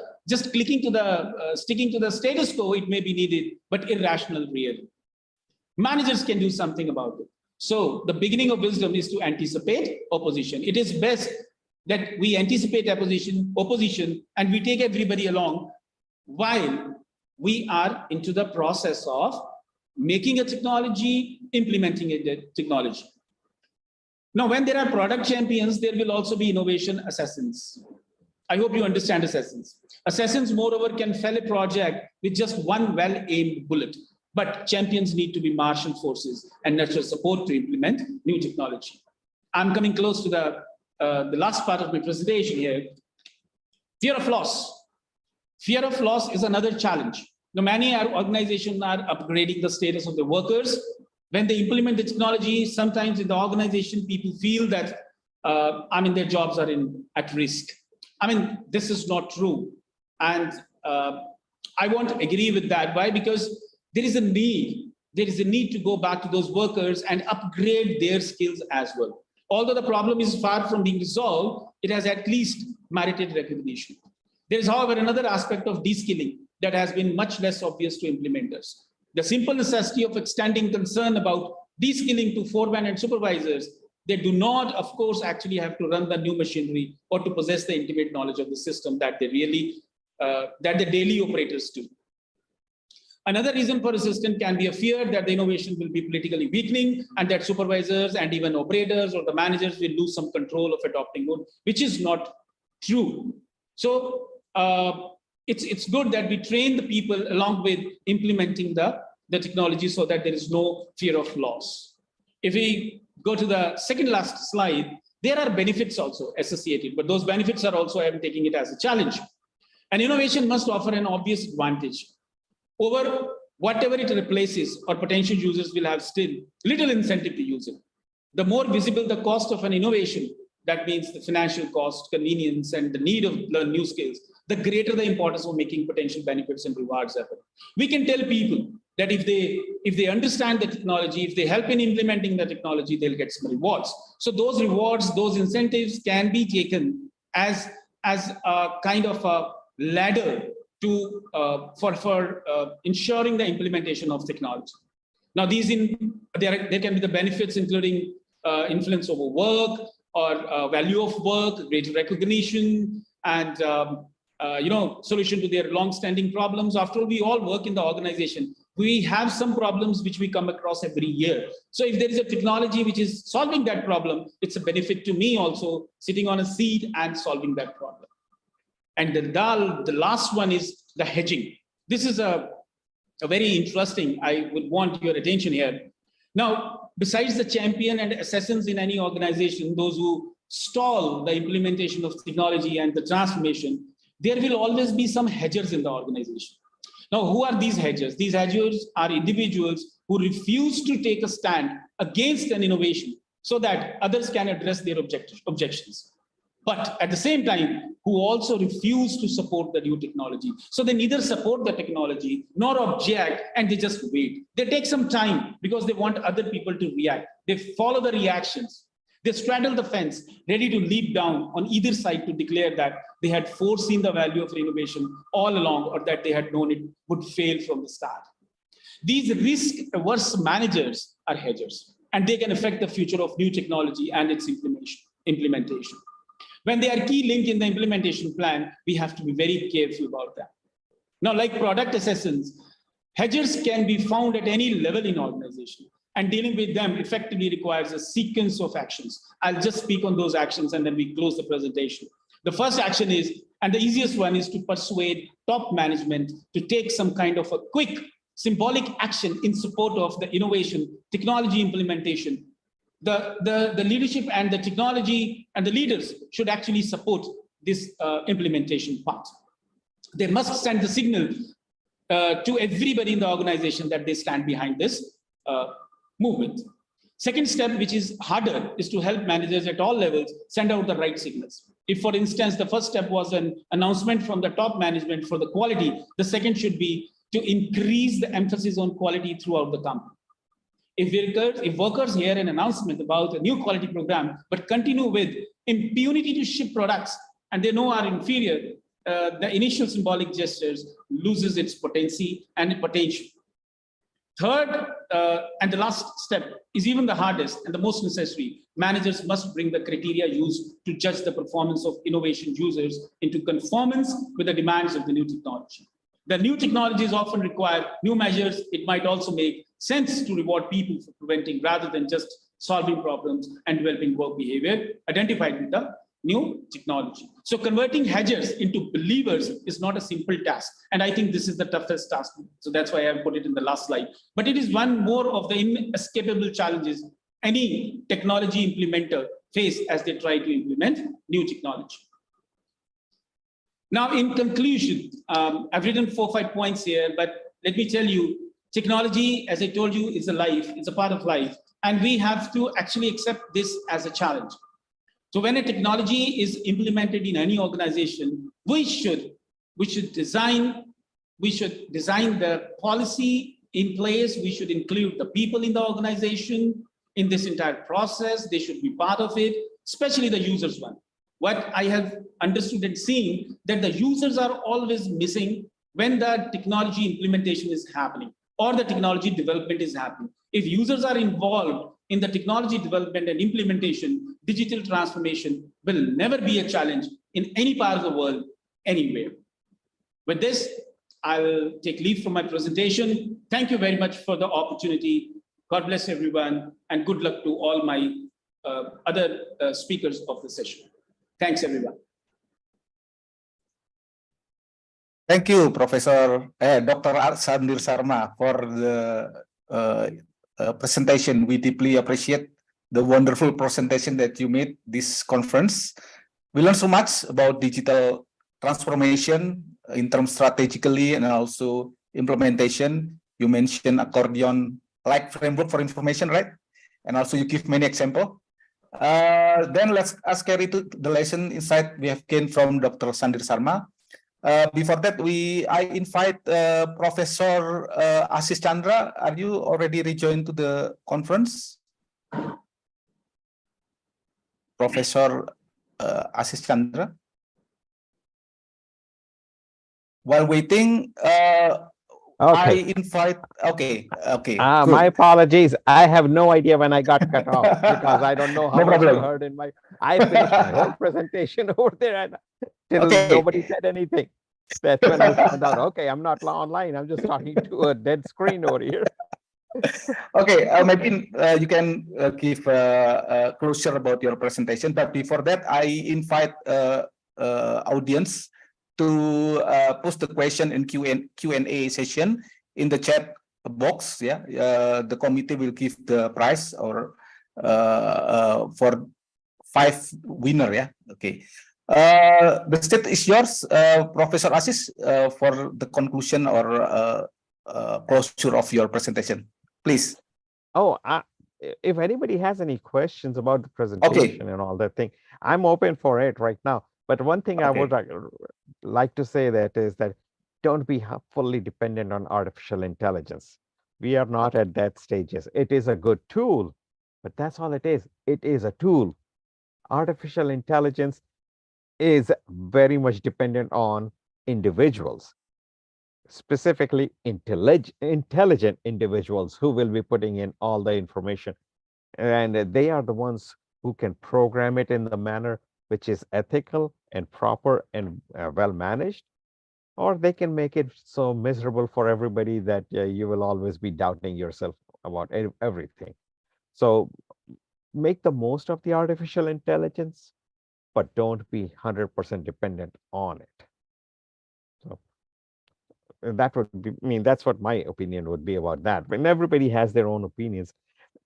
we are way far behind. Rules, regulations are not even in place to handle artificial intelligence right now. So it is a global challenge. People will have to come up with solutions, but it will take a lot of very ethically minded or governments, policymakers, industries, everybody, including individuals who are using it, because people are using it for unethical purposes, like writing a report, writing a journal article. That will harm the field more than anything. So you have to come up with solutions for accountability. If you don't have that in place and no penalty, then they don't give them a free rein, because then they will run with it. So go ahead and ask. Is that there's a question in the chat box? Okay, thank you. That's for Sudhir. Okay, thank you first. This one is we have some question, but I think the question is for Dr. Sandir Sharma, because the previous presentation. But I invite everyone in audience to ask to the Professor Asis Chandra as well. So we go to the Q&A right now. The first one is a question for Dr. Sandir Sharma. Two questions for Dr. Sandir Sharma. The first one is, how is the challenge of new technology in digital transformation for Pacific country? Maybe you can answer, Dr. Sandir Sharma, please. Can you please repeat the question? Ashish sir, how are you? Yeah, doing good. Good to see you. Same here. Same here. Great. We meet you both again 2 years ago. We met you in the same conference, right? Exactly. Exactly. Okay. The first question: how is the challenge of new technology in digital transformation for Pacific country? Do you familiar with Pacific country, Dr. Sandir Sharma? Okay, I'll just try to answer this question here. See, for any digital transformation, one thing which is very important is the policy framework. That means we need to develop that mindset by having a clear policy in place for bringing that digital transformation. Now, technology is getting advanced every day, every moment, every second. So new things are coming up. What is good? For example, cryptocurrency. Okay. So blockchain is used, fine, that's a fine, but cryptocurrency is still a debate in India. So our regulators, they are still devising a policy and a strategy to implement the crypto part of currency. So this is one example. ChatGPT I already discussed. So ChatGPT when came, it was more than a pandemic. So people started thinking that the students will not attend the classes properly because they'll have the access to ready-made assignments and the text available on ChatGPT. So the technology is coming in place, is getting introduced to the world at a very faster speed. I think as a nation, as a country, we should have a policy in place to ensure that the transformation takes place. I can tell you there are still so many rural areas where people are not using banking on technology banking. I mean, still the people are keeping cash in their houses. They are not using, their mobile phones for transferring money from X to Y. They still don't believe that technology, although there are so many campaigns happening. If I talk about India, there are so many campaigns happening at national level. But still, to get that confidence, I think the first and foremost thing is the policy in place. Second is the right way of campaigning and including people when the technology is getting implemented. Whether it is an organization or a country, involvement is the key for actually bringing the transformation. That's my answer to the question. I hope I could answer. Thank you, Dr. Sandir Sharma. Maybe Professor Asis, you may add your opinion as well. Maybe you have. I agree that the policymakers are so far behind that by the time they come up with the policies, they are already trying to write the new one because the system has moved forward. This is where, when I mentioned marketing, this is where marketing comes into place, because marketing's job, the field predicts, it has to look forward 10 years from now. So make the policies for not right now, but make the policies from 10 years from now for something which has not even existed. That, I mean, there is not even a thought process of that anywhere. Make the policy for that. That's where you have to be proactive, not reactive. But if you're going to be reactive, you're always going to be behind the on every turn. So maybe I gave some a little bit. Hopefully, it helped. Okay. Let us go to the second question. Dr. Sandra Sarma and Prof. Asis Chandra, maybe you both can answer this question. This is digital transformation as well. I think you both familiar with this topic, right? So the question from Pak Anton is one of the challenges in the digital transformation process is the lack of awareness and understanding the benefit of digital transformation itself. The regular education is needed to increase awareness regarding digital transformation. The question to both of you, could you share your experiences on how to educate awareness rising in digital transformation for business and other societal interests? Please, maybe Dr. Sandra Sarma and then Prof. Asis Chandra can answer this. Please. Right, thank you so much for the question. Again, as I told in my presentation, that involvement of users is very important. When a product is formed, when a technology is developed, and that technology is getting implemented in any business setup, let's say in a manufacturing unit, it should not go to, it should not come like a surprise for the users of that technology. Once the users are involved in that innovation, I think the transformation piece is already done. Half the job is done. When the user is involved in the innovation part of technology, what happens? Whenever we try to develop something new, what we have in hand, we feel that it is not as good as something which is now coming up is going to be good. This is how people feel dejected. So if today what I'm doing manually and I'm all of a sudden my manager is coming to me and telling that tomorrow a technology, you have to either use a technology or you give away your job because you can't handle that. That will come to me as a surprise and I'll not be mentally ready to accept the technology. On the contrary, if I'm involved and the implementers and the innovators, they come to me, they ask me my problems and the technology solve that problem, trust me, the transformation is as smooth as possible. There will not be a problem. I have come across many small size, medium enterprises in Ludhiana city, close to Chandigarh. It's a manufacturing hub. The people, those who are the users of technology, they don't know that who has set the processes. Nobody asked them that what is to be done. And something is done and handed over to them to use, which they don't know how to use.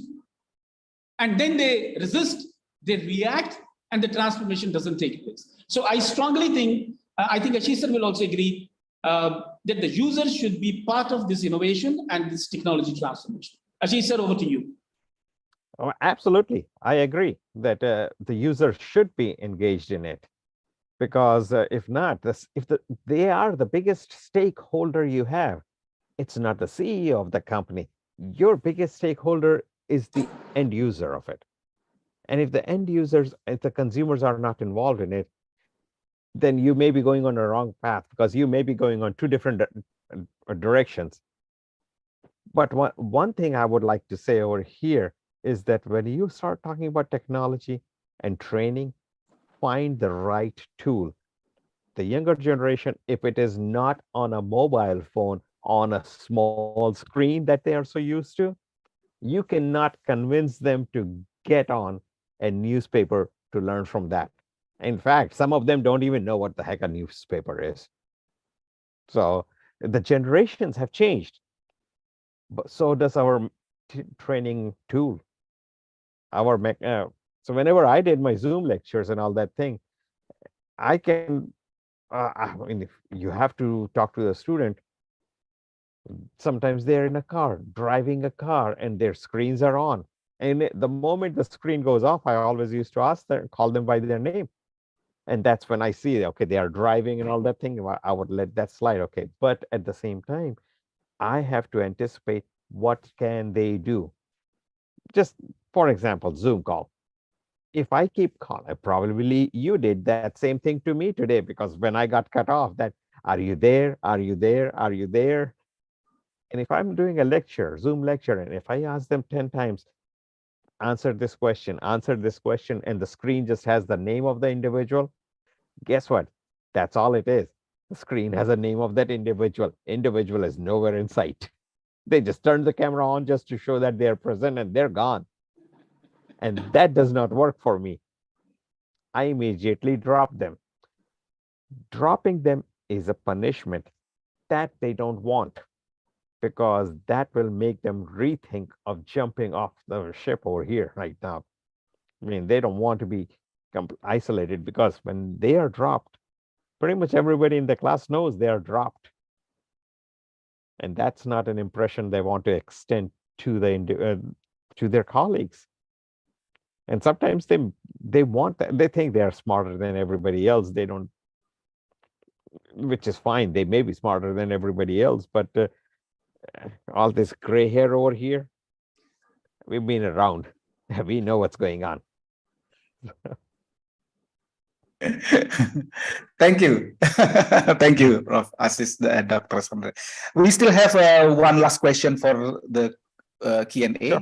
Okay, the last question is from Bu Arin. A very interesting talk from both Prof. Ashish Chandra and Dr. Sandri Sharma.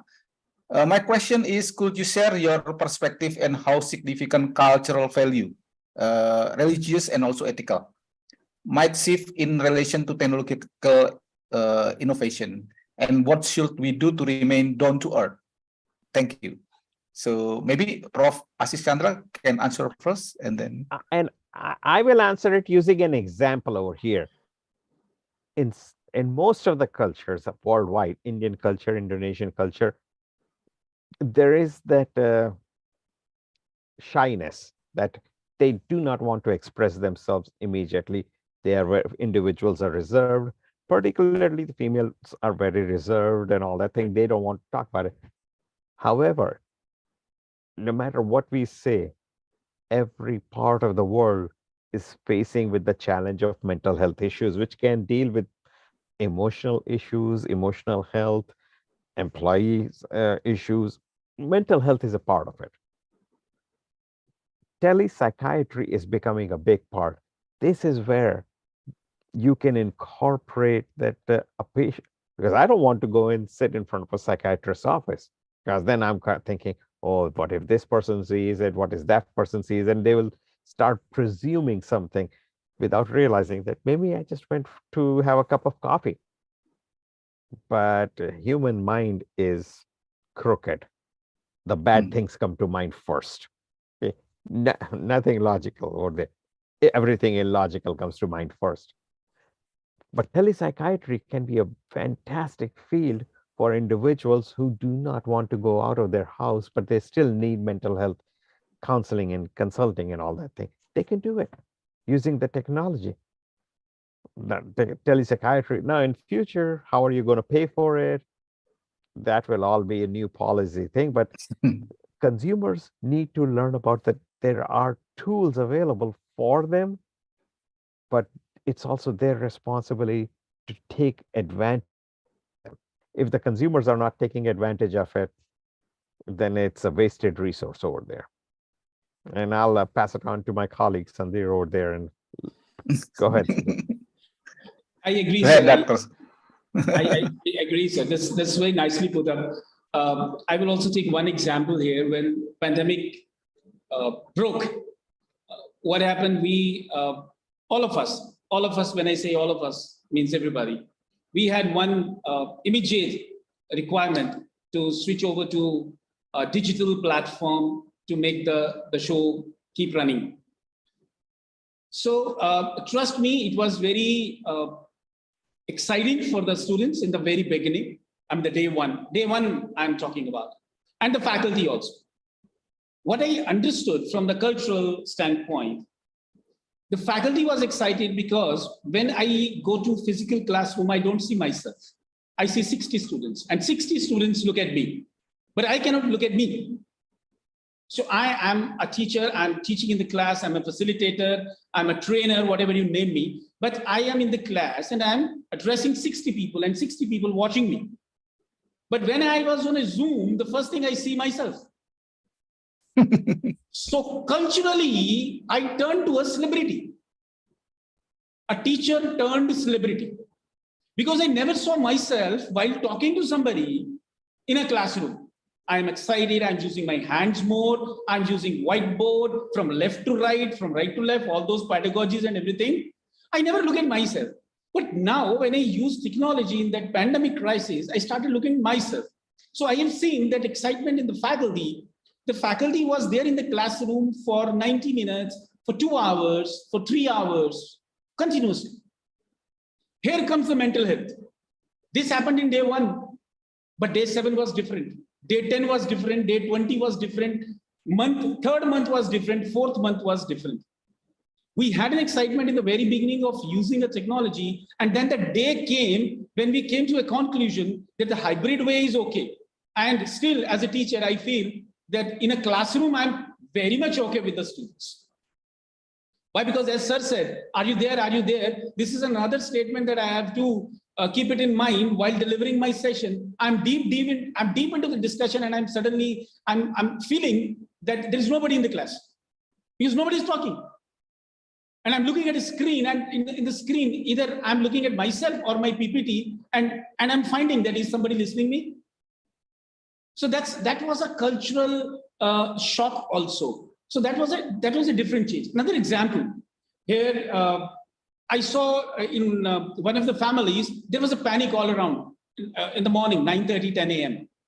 So when we contacted, we said, why it is the panic? So they have a child in grade 2, and they got a message from the school that the child has to take a class online today. Now, the problem with the grandmother at home and the problem with the grandfather at home that they didn't know how to use technology. And somebody called at home and said, you have to simply click the link on the digital mobile phone that you have, and the camera will appear, and in the camera there will be a teacher.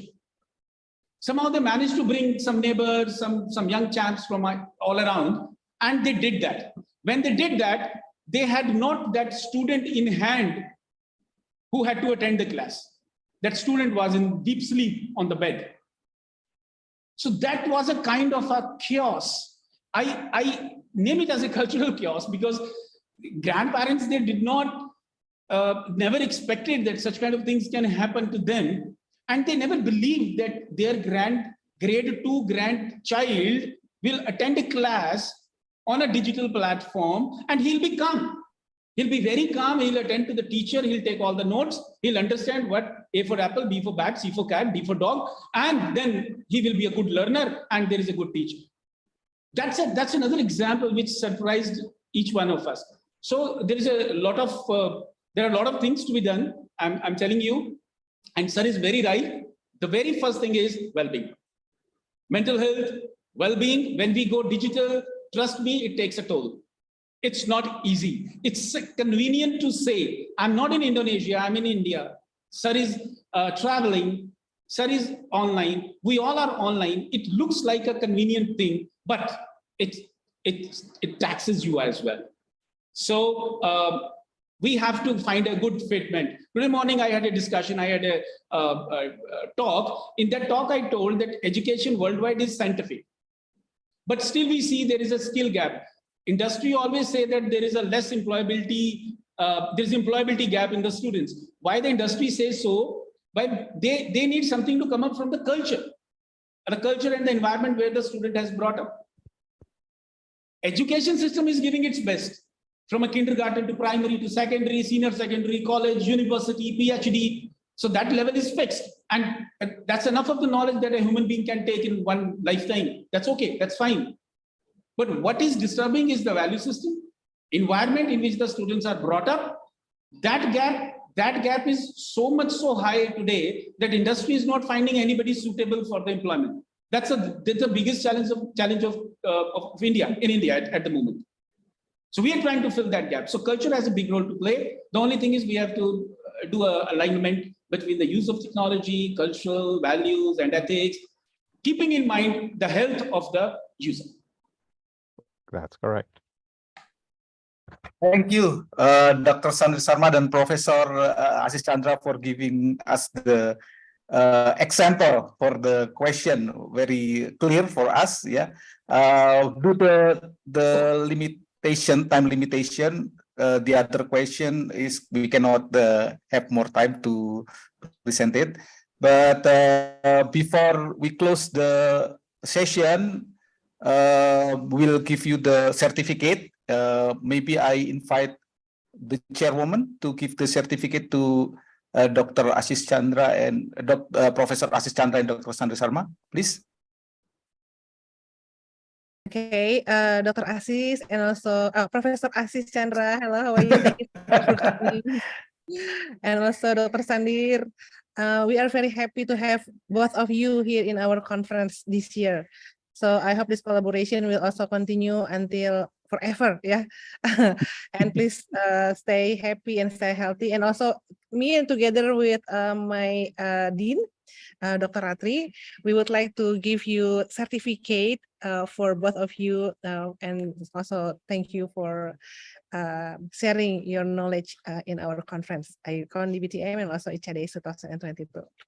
Okay. Thank you. Thank you. Thank you, Prof. Asis and also Dr. Sandir. If I'm not mistaken, this is the second time for you to join our conference here for this year. So thank you so much for always support us, and I'm really appreciate it. Thank you so much. Thank you very much. You have a fantastic team over there. You have great staff, and I'm honored to be a part of your team. Thank you so much. Thank you so much. And it's a wonderful platform. We really enjoyed, and especially the company of Ashish sir. I really enjoyed the discussion. Okay. Thank you so much. Okay. Okay, thank you, Dr. Sandir Sarma and Professor Asis Chandra, who have truly illuminated the conference with your profound knowledge and valuable insight and captivating delivery. Very insightful. Thank you very much. Thank you, everyone. Thank you. Thank you. Okay, we move to the next session. We will invite the third panel speaker.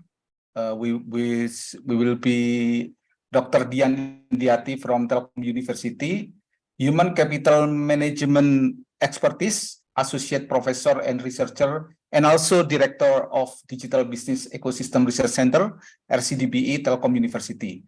Ladies and gentlemen, let's welcome Dr. Dian Indiati to present the topic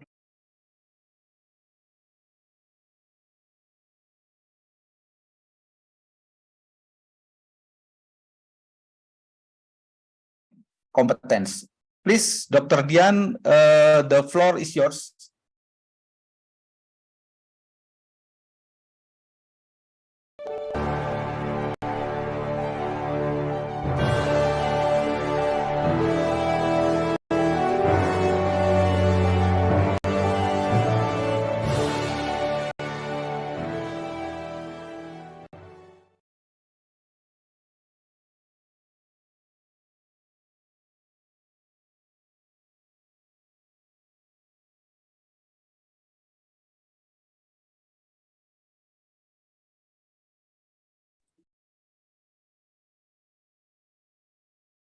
Hi, Pak Andri.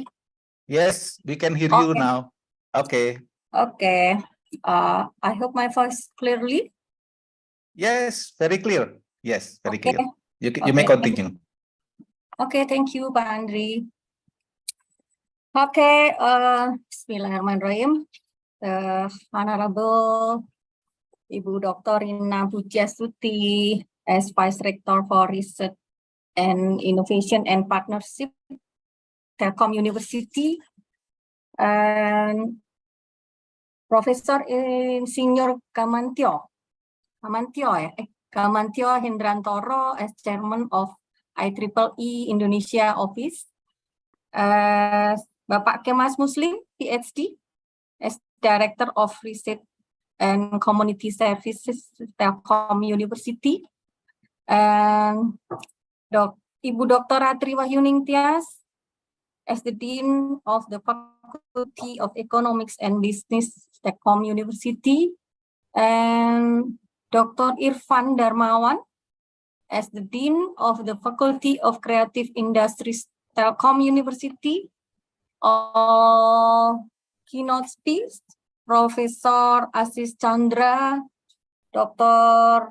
Sandir Sarma, Professor Muhammad Sahir Liu, Dr. Zainal Arifin, Dr. Sarina Nordin, and then colleagues and all attendees, presenter of Icondbtm participants.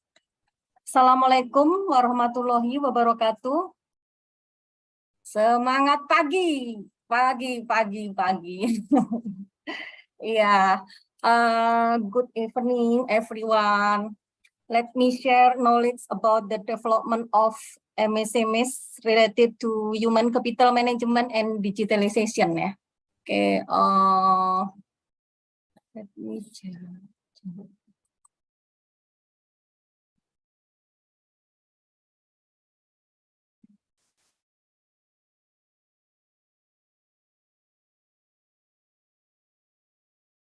Okay.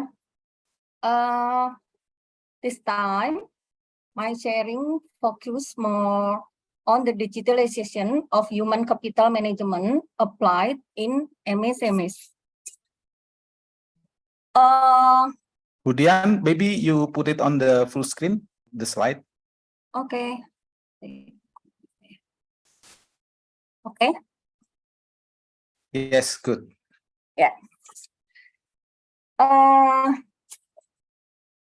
MSMEs topics have always been sexy things to discuss, considering their sizable contribution to the formation of GDP, gross domestic product. Yeah. MSMEs are considered the most significant pillar of the Indonesian economy.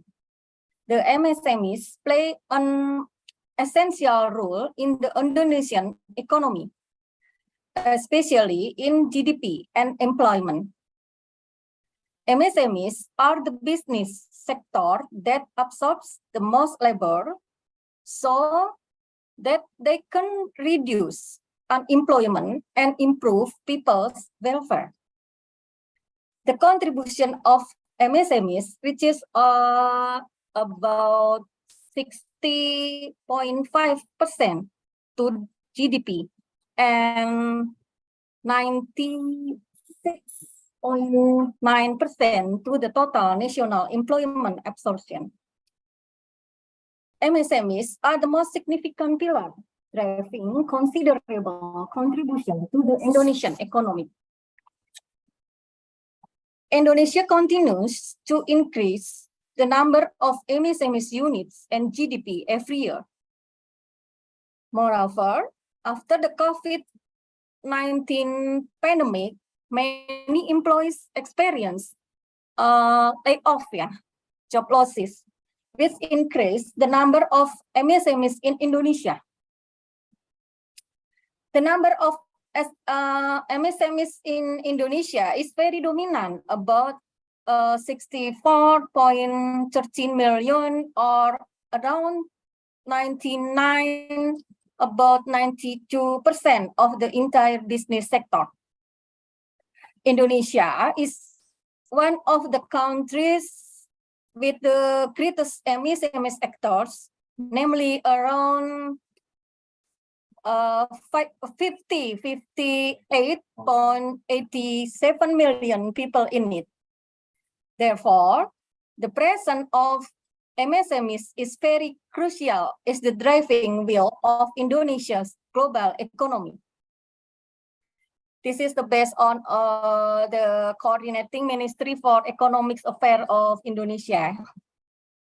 To survive the conditions caused by the COVID-19 pandemic, MSMEs must adapt to the digital ecosystem as the primary key to the national economic recovery.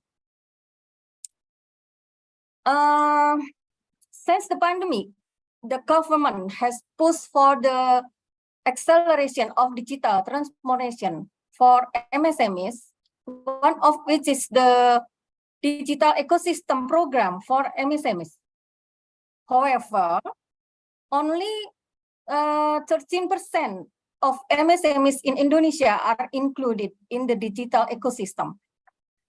And then the tighter competition requires MSMEs to be more productive and innovative. MSMEs have several advantages as stated above, but there are some weaknesses or problems, including issues regarding venture capital. It is a cliche for MSMEs, and this is often confused by MSMEs. And further issues regarding access to marketing or digital marketing. And then the issues regarding quality and continuity of production or product packaging. And next, the majority of MSMEs don't have extensive knowledge of business. Okay. They don't understand how to develop a business. Digitalization is also a critical issue for MSMEs. Well, next, the phenomenon that occurs is the human resources of MSMEs is one of the significant weaknesses of MSMEs in Indonesia. Issues regarding the quality of MSMEs human resources are in the spotlight and essential to highlight.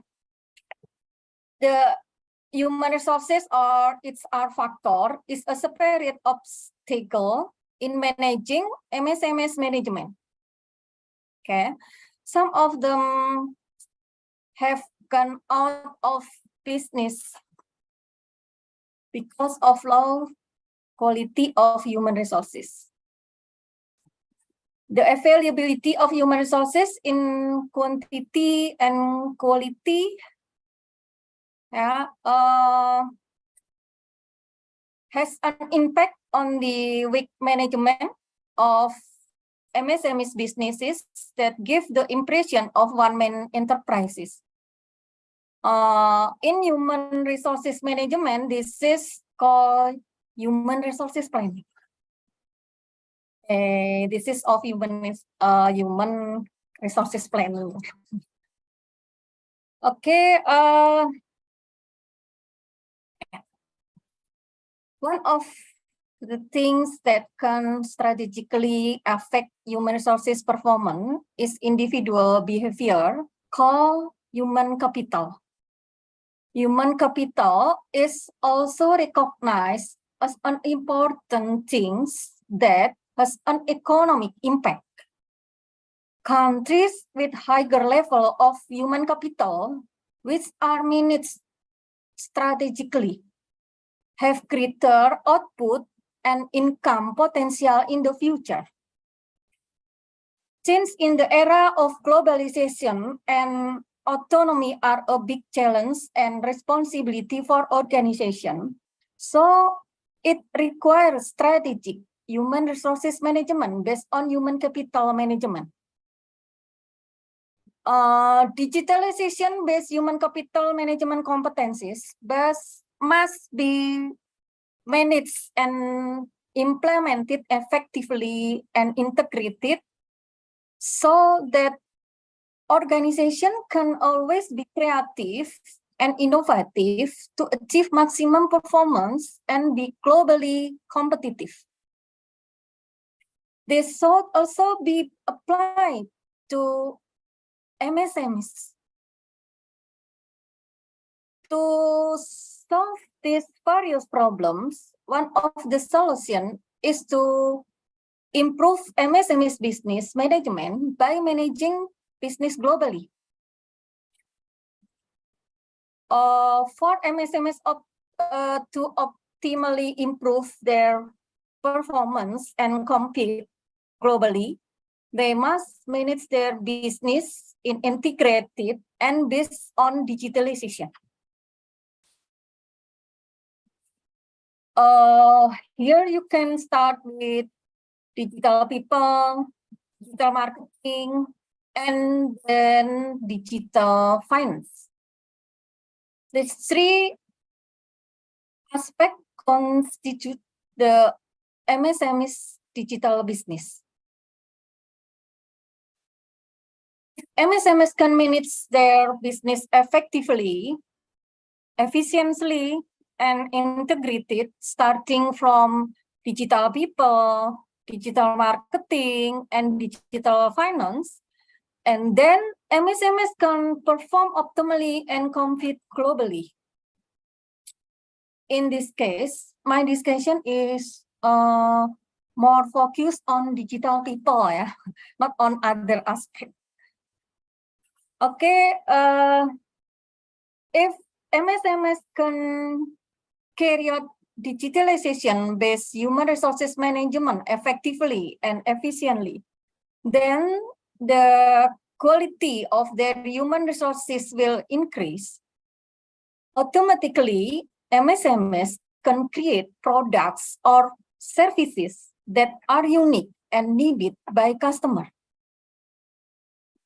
Human resources are more able to be creative and innovative to market their products or services using digital marketing. In the end, sales can increase and generate maximum profit.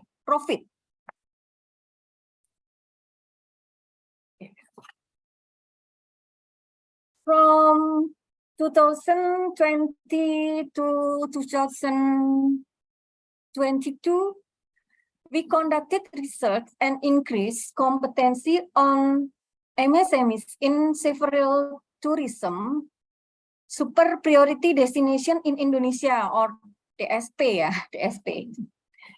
We are trusted by the Ministry of Tourism and Creative Economy, or Kemenparekraf, to increase the competency of MSMEs in 5 DSP plus Bali, namely Borobudur in Yogyakarta, Mandalika in Lombok, Toba like ya, Likupang, Labuan Bajo plus Bali. In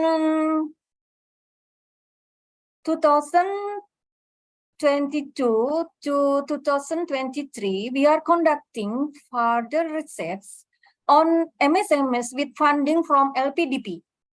And we are building the SIHUKA system technology for MSMEs human resources management.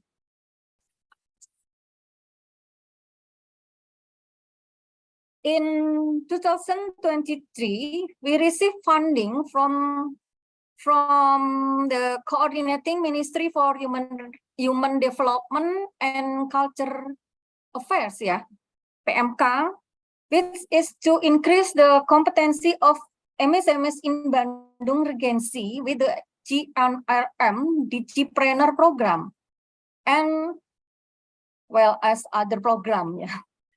Based on the result of this research, the main funding in competency-based human capital management, which are of concern and have a great influence on the performance of MSMEs as well as for global competitive, as are human resources planning and remuneration. Human resources planning or manpower planning refers to the process of determining the MSMEs workforce requirements in terms of quantity and quality. Quantity determines how many human resources for MSMEs to complete the work. This means calculating the workload of its employees. Meanwhile, in terms of quality related to what kind of workforce is needed by MSMEs, complete with competencies, skills, ability, expertise needed by the workforce. MSMEs only need to do human resources planning and manage simple remuneration. These two aspects are closely related, which in turn can improve the performance of MSMEs to become more competitive.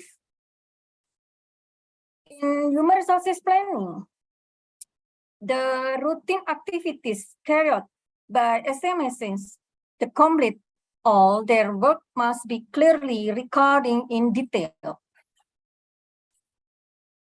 Thus, MSMEs can determine the workload of its employee and profit wages and salaries more precisely that are fair and proper. From the result of the research funded by LPDP, we create an application system called Sihuka as a technology strategy to help MSMEs manage their human resources more effectively, efficiently, quickly, precisely, and accurately. That way, human resources can be of higher quality and MSMEs can perform more optimally. Sihuka stands for digitalization of human capital competency. Okay.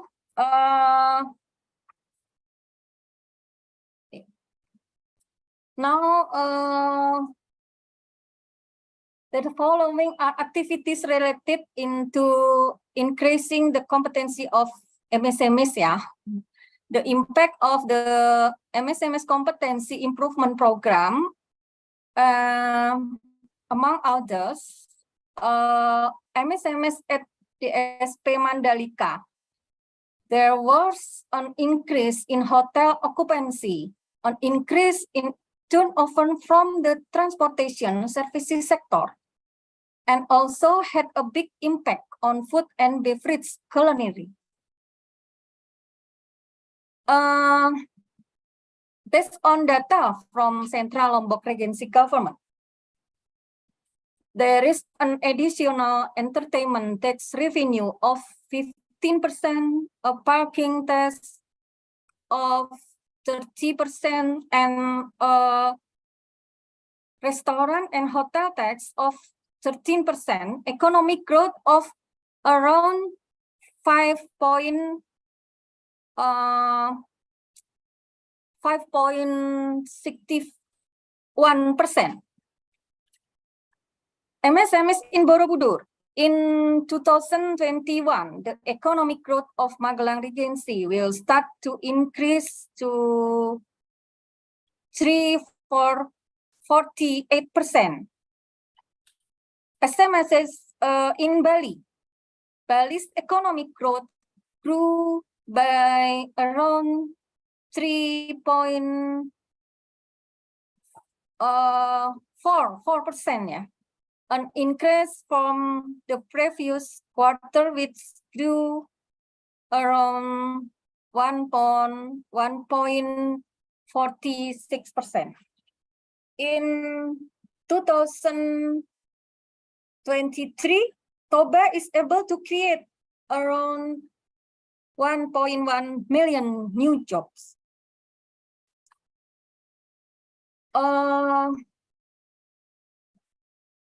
The benefit of Sihuka.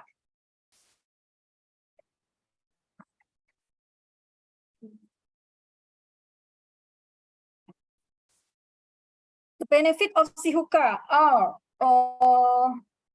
MSMEs can be helped to calculate the number of workers needed more accurately, quickly, and practically as well as being more efficient, but still productive. Here, activities and work in MSMEs can be clearly detailed.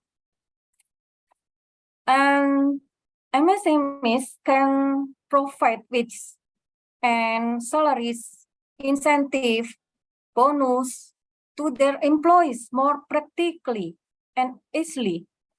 And what is more important is that there are more precisely, fair, and proper. Details of work activities and the work result of its employee can be seen clearly. The workload of its employee is seen more clearly. Yeah.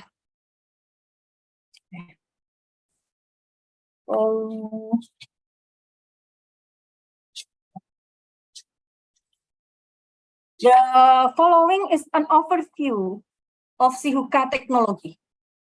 Sihuka system can be used by MSMEs easily by using a cellular phone. Yeah. Sihuka consists of 5 pages. First page is the login page. The second page is welcome. The third page is the field of business, culinary, craft, fashion, and so on. Yeah, other. And for page is the main page. And finally is the output page or project page. On the project page, all activities and output produced by employees can be seen. So clearly visible employee productivity.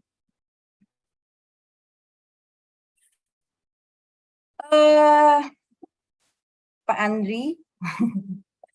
Okay, Ibu. Yeah, the conclusion is not, yeah.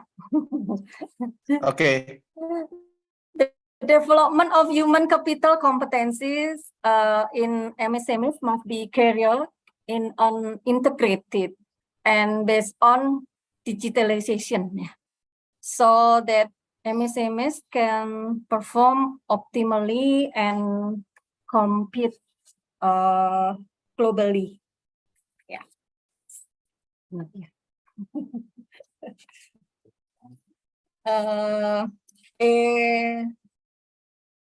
Okay, everyone. I think that's all my sharing today. I'm so sorry, yeah. Thank you, If Bu I Dian. make mistake. Hope it is useful. Thank you very much. Wassalamualaikum warahmatullahi wabarakatuh. Waalaikumsalam warahmatullahi wabarakatuh. Thanks, Dr. Dian from Telkom University for taking time to speak in this conference about MSMEs. Yeah, MSMEs. I cannot spell it very fluently like Bu Dian. Yeah, MSMEs actually is micro, small, and medium enterprise. So this is something new for me from outside the domain expert. So I think we learned something from you. You said about the challenge to entering MSMEs to the digital ecosystem due to the talent, technology, literacy, and also you mentioned about your grant to build an application or system for managing, for helping the MSMEs into the digital ecosystem. It's very interesting topic for us, for all of us. Please stay for a while, Bu, because we will have another speaker, and you will coming back join to us in Q&A after the fourth speaker. Okay, so now we continue to the last speaker, but not the least. We will invite Dr. Khairil Imran bin Khaut. Yeah, Dr. Khairil Imran bin Khaut is a researcher and senior lecturer at Multimedia University. He has authored and co-authored several publications in the field of e-learning recommender system.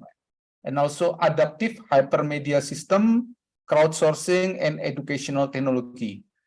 Today, Dr. Khairul Imran will present the topic overview, the recommender system, solution, and challenge. Ladies and gentlemen, let's welcome Dr. Khairul Imran bin Gaud.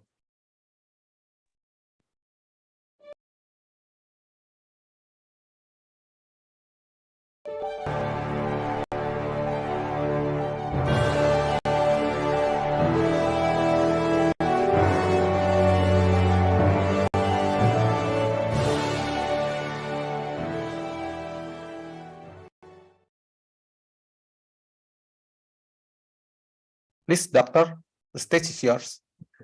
Okay, thank you. Can you hear my voice? Yes, I can hear you clearly. Please. All right, okay. Wait, let me check my, okay, this one. How about my PowerPoint slide? Can you see my PowerPoint slide?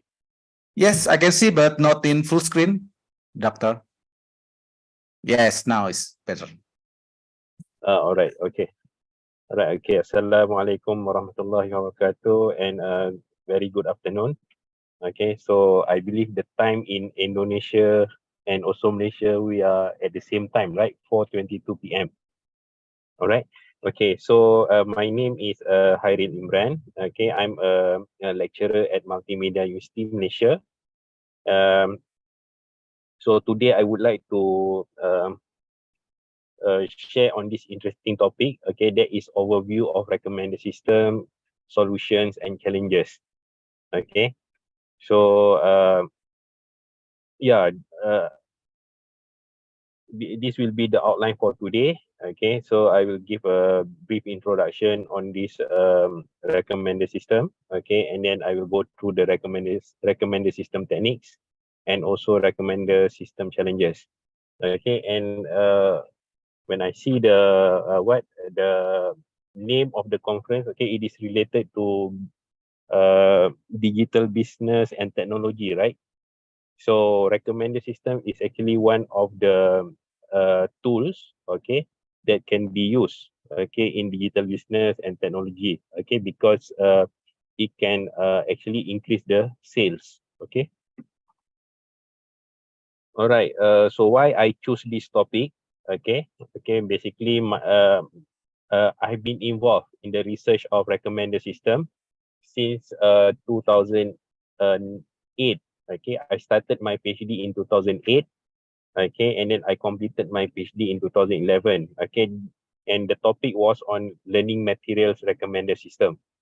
Okay, and then yeah, so during that time I did a research on this recommender system on how to recommend learning materials to the student. Okay, so yeah, I completed this in 2011, and then actually I supervised a few other students, but I just listed here the one that is related to recommender system. Okay, and then in 2022 I have another student graduated his PhD. Okay, he is doing on telco. Telco is like a telecommunication, a travel ticket recommender system. Okay, so this one is basically involve big data as well, because as you know, like this project, okay, we this project we get the data from Telecom Malaysia. Okay, the only telecom company in Malaysia lah, okay, that provide the landline services and so on. Okay, so this is another recommender system project that I'm involved as a supervisor. And then in 2023, I have another student graduated in this recommender system. Okay, the student is doing on actually this one is a big complicated title, that is temporal interest-based preference learning for content-based recommendation. But this one is actually a forum recommender system. For example, if you go to online forum, okay, you don't understand on certain topics, then you go to forum to learn. Okay, but in forum, people can write many things. Okay, people can write many things. So this student is actually recommend the things that people have written. Okay, you try to write something, and then it will recommend you another posting, okay, related to that particular topics. Okay, so that is in 2023, the student already graduated. And then currently we are working on this research grant that is on this Locatic 2.0, retail to site analytics. Okay, this is actually a business site recommender system. Okay, so this recommender system help businesses on how to to decide whether to open their business at a certain location given okay on what certain parameters and so on, whether this site is it suitable for to open their business. Okay, so that is a project Locatic 2.0. Okay, this project is actually funded by Telecom Malaysia. Okay, why we need recommender system?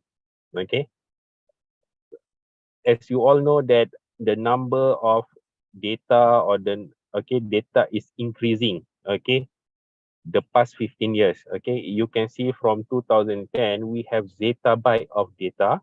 Okay, and it keep increasing. Okay, it keep increasing until 2023. Okay, we have 120 zettabyte. That is more than 60 times compared to the one that we have in 2010. Okay, and this number of data will keep increasing. Okay, and it is projected that it will increase up to 181 zettabyte. Okay, in 2025.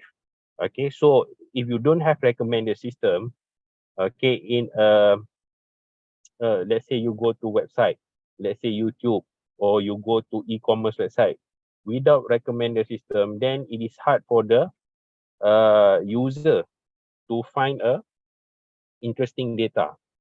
Okay. Okay, now how to find relevant information? Okay, so basically we have two lah. One is information retrieval, and then another one is information filtering. Okay, so this recommender system is actually under this information filtering. But information filtering itself is a subset of information retrieval. Okay, information retrieval is basically a search engine, for example, like a Google.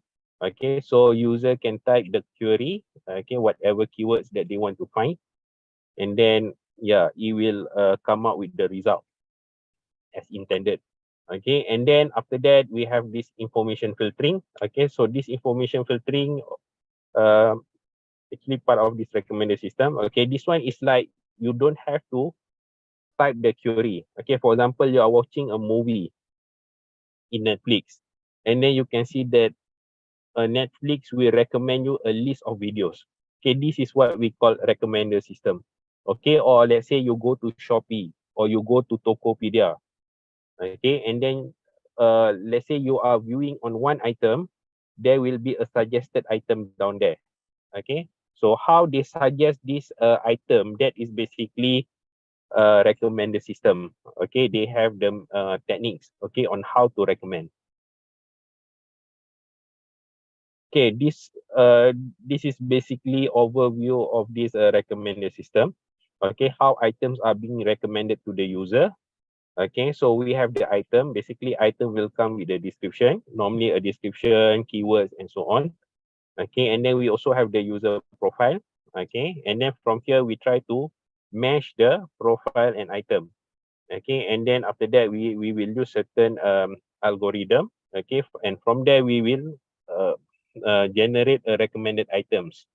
Okay, and then these recommended items, okay, if we use collaborative filtering, it will recommend this item to people with the similar profile. Okay, that is one of the methods. Okay, but after this I will explain more methods, okay, used in recommender system. Okay, what are the benefits of recommender system to business? Okay, I know this conference is about digital business and so on, but okay, but why we need this recommender system? Okay, basically recommender system can increase the revenue. Okay, normally when we have recommender system, people can they can be recommended with a new items. They can be recommended items sell by other seller, for example. Okay, and also yeah, all this is actually will increase the sale. Okay, and by increasing the sale, it will increase the revenue. Okay, next one is client satisfaction. Okay, so in business, client satisfaction is very important. Okay, because you want a system that you know can show interesting item to the user. Okay, you don't want user to log into your e-commerce, for example, your e-commerce website, and they will see the same thing.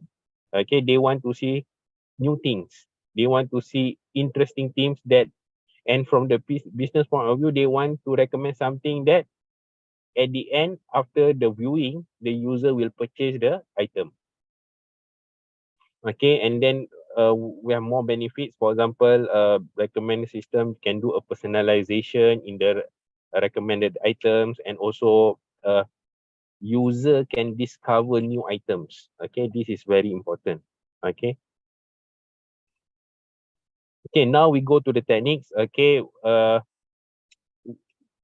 I will explain the classic techniques first. Okay, first we have the content-based filtering. Okay, so content-based filtering will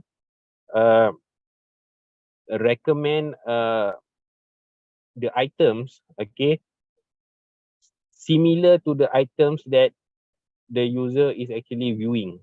Okay, for example, user is actually viewing on mobile phones. So the recommended system, if they use content-based filtering, will recommend similar item. Okay, maybe mobile phone with other brands.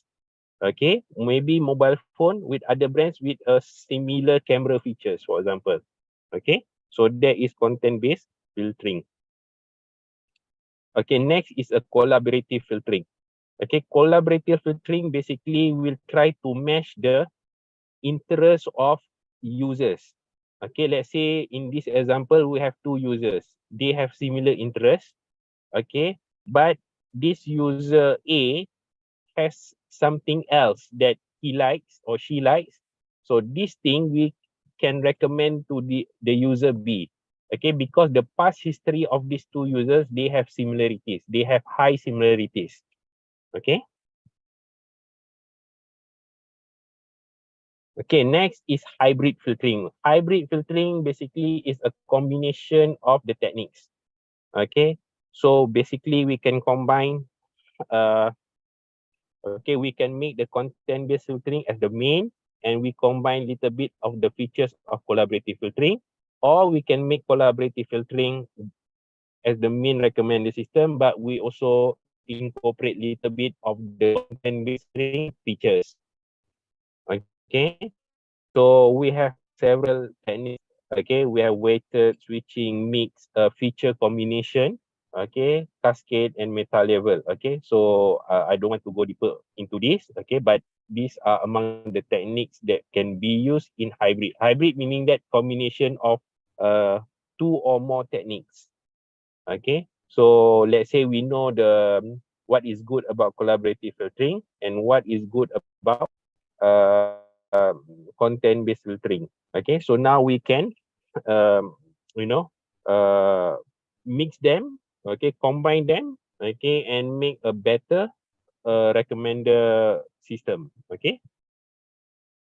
Okay, so that three techniques basically are the classic technique that have been used in recommender system for quite long. Okay, and then these are among, okay, data mining technique and also the big data technique. Okay, these two are among the recent one lah, basically I can say. Okay, because of the number of data becoming so huge and so on. Okay, so if you look at the paper for the past 5 years and so on, people are moving towards these techniques. Okay, so these are among the techniques used in data mining. Okay, sorry, in recommended system. Okay, using these data mining methods. Okay, for example, we have, okay, it's normal that in this technique, okay, same thing like a machine learning. So we start with the data pre-processing, and then after that in the analysis, and then the interpretation. Okay, and then also in the data processing, we have this distance measure, we have the sampling using PCA, SVD, and then under the analysis, we have the prediction. Okay, prediction, we and then after that, under that, we have classification. Okay, you can use like KNN. Okay, you can use decision, you can use Bayesian network, SVM, ANN. Okay, and for the description, okay, we have this association rule mining, we have clustering. Okay, clustering, we can use k-means, density, message passing, hierarchical. Okay, and finally we have the interpretation. So these are among the techniques. Okay, I'm not going to explain this technique. Okay, because I think this is of interest of this conference. Okay, so but these are among the techniques. Okay, now recommended system challenges. Okay, so these are the challenges. Okay, if you want to use a recommended system. Okay, for example, okay, cold start problem. Okay, what is a cold start problem? Okay, cold start problem normally, okay, it is a problem for new user and new items. Okay, in the sense that new user and new items cannot be recommended due to lack of information.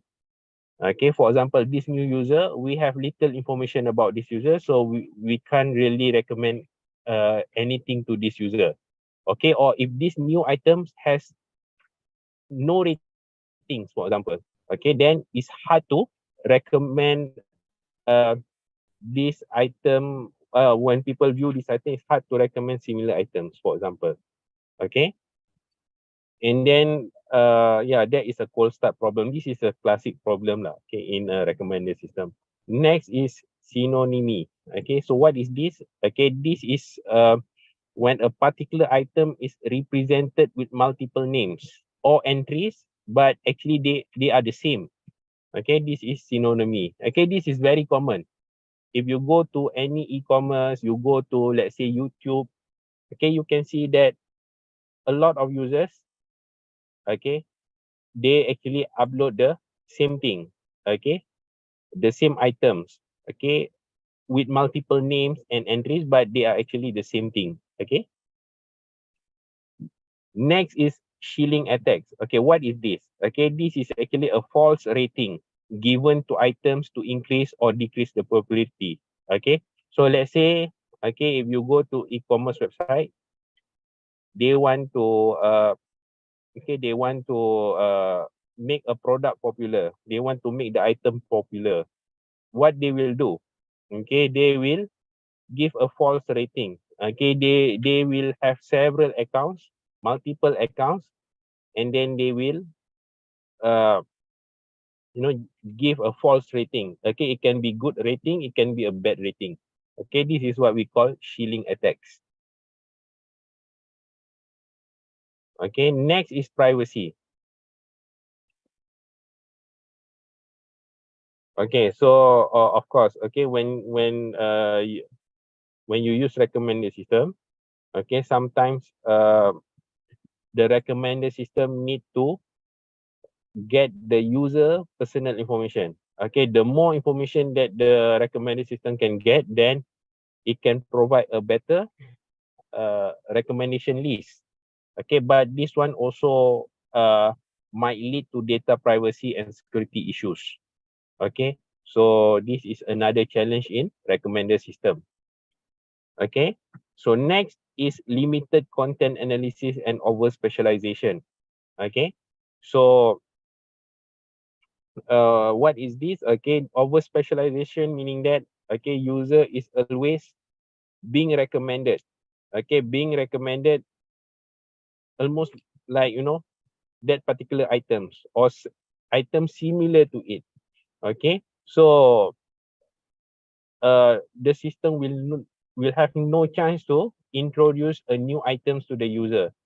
Okay, this is sometimes this is a problem of recommender system. It become over specialized. Okay,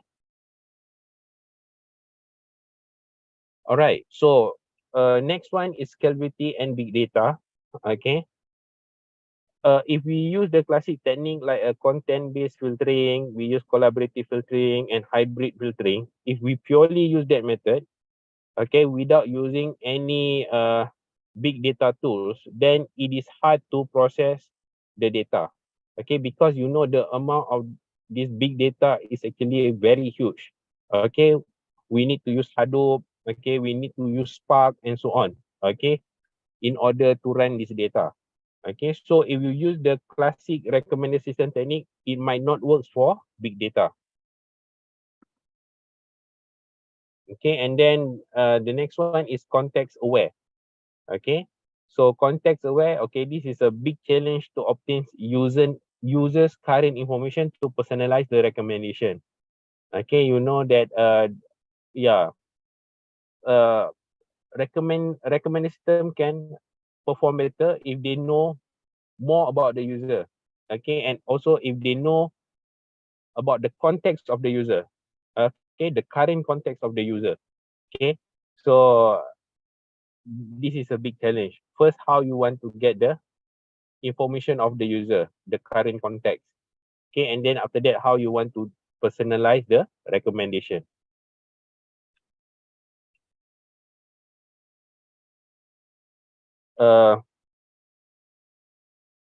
So in conclusion, okay, so what I can say that these classic techniques such as collaborative filtering, content-based filtering, hybrid filtering are still relevant. Okay, even though I talked about this big data, okay, and also scalability issue.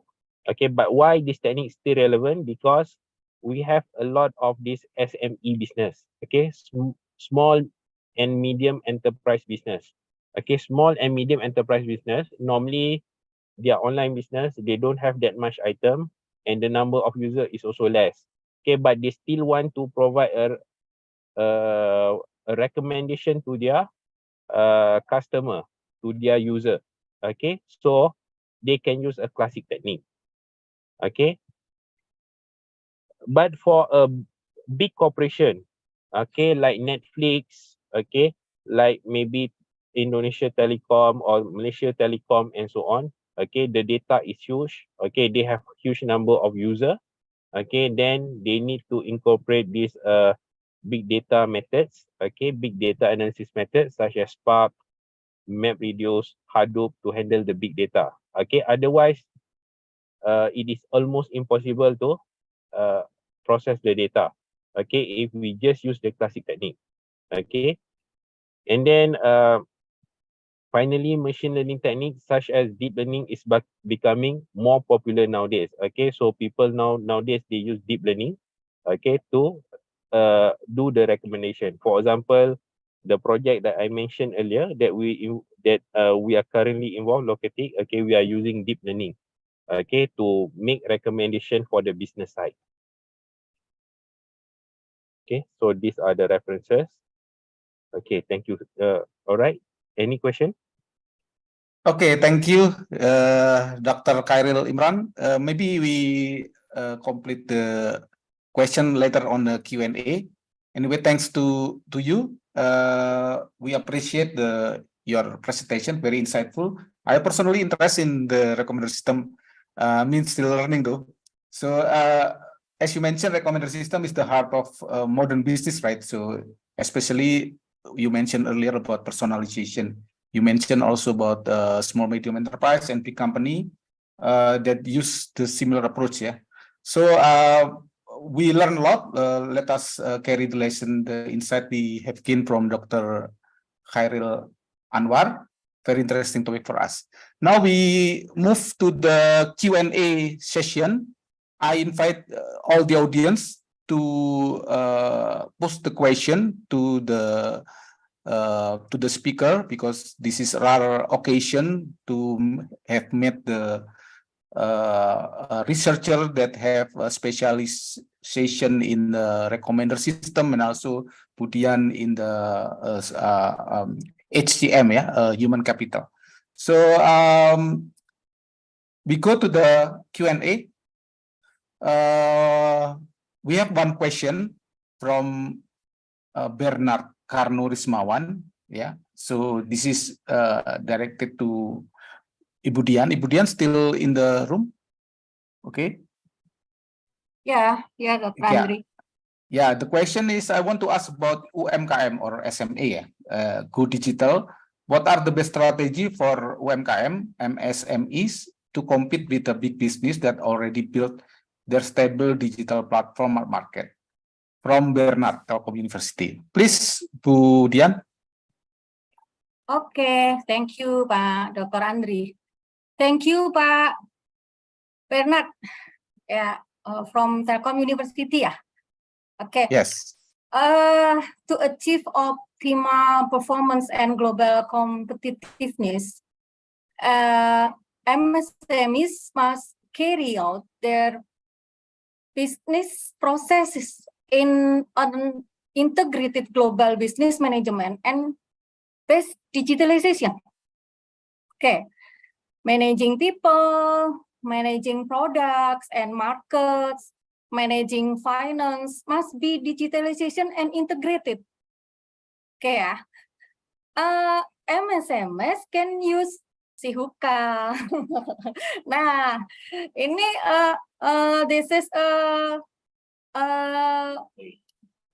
apa ya?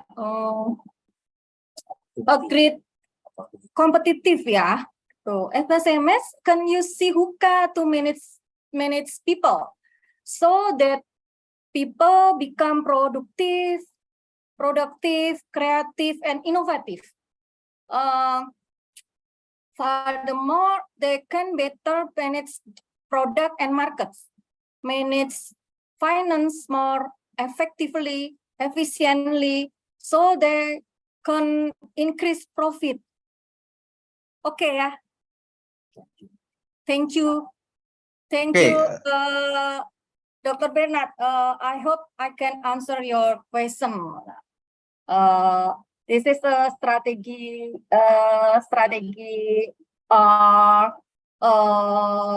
Use Sihuka. Digitalization by Sihuka, ya, teknologi Sihuka. Thank you, Pak Andri. Thank you, Bu Dian. Since we don't have question yet for Dr. Khairil, maybe I can ask the question to Dr. Khairil, yeah, about recommender system. I think there are overlap, yeah, between the idea of the Bu Dian, which talk about using analytic, people analytic. Have you familiar with people analytic? Maybe we can do both, yeah. Maybe we can solve the problem in the small medium enterprise. What do you think? People analytic in terms of recommendation or data analytic in your case, Dr. Khairil, or maybe AI in general using for recommender system. Thank you, Dr. Andri. Because this recommender system, they have two parts. Okay, one is the user. User is the people, and then we have the item. Item is the product.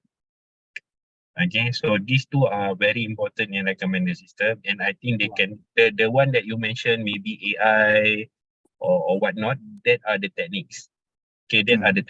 We can actually use any kind of technique, but we need to see first the requirements. Okay, if this one is for small and medium enterprise, then the best, I think the best technique in terms of the budget and so on, maybe a classic technique without using the AI, without using the big data. Because for small and medium enterprise, normally the number of people, the number of customers, not that big, and then the number of items also not that big. Okay, so if they use classic technique, then they don't have to spend money on the, like this Hadoop. You want to run Hadoop, you need if you run on your machine, that is fine. But let's say you want to run on the cloud, okay, or if you want to run on let's say your company, you need to maintain the server and so on. That one is the cost is huge.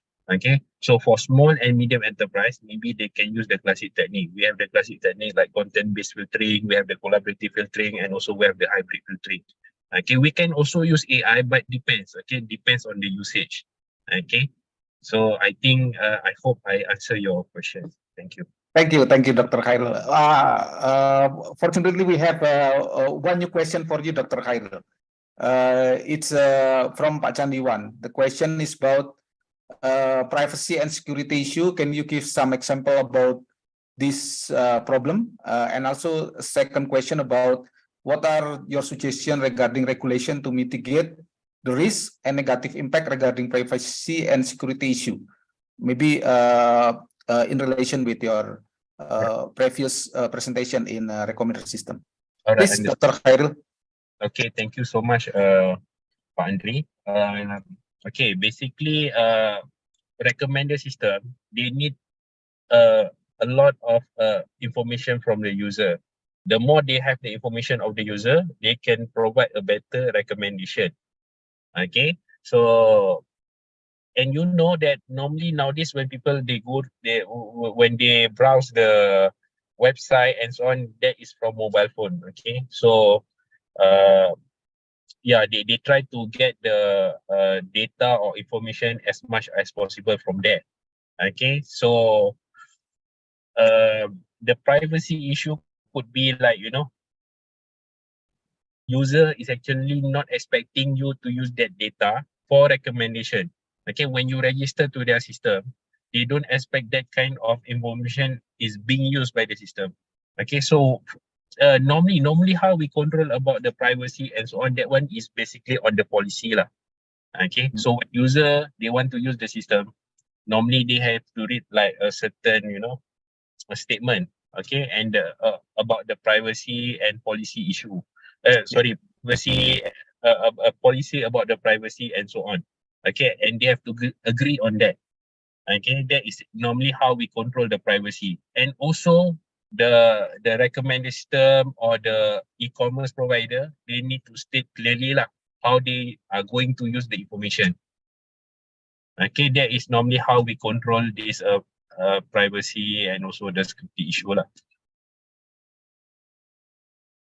Okay, thank you, Dr. Khairul. I hope Pak Chandiwan already satisfied with your response. Yeah, I think it's a good point that you mentioned in your answer. Is there any question? Okay, if there's no question for a while, I will ask one question more to Budian. Yeah, Budian, how you see your applications Huka? Yeah, I think it's quite promising. How do you see in the future, Syuka? Are you plan to increase or edit feature? What are your plans for the future application? Please, Dr. Dian. Still mute. Noted, yeah. I still working on continue ya. Loh, to be continue to be sustainable gitu ya. Ya Pak Andrea, update ya. Always updated. Updating ya.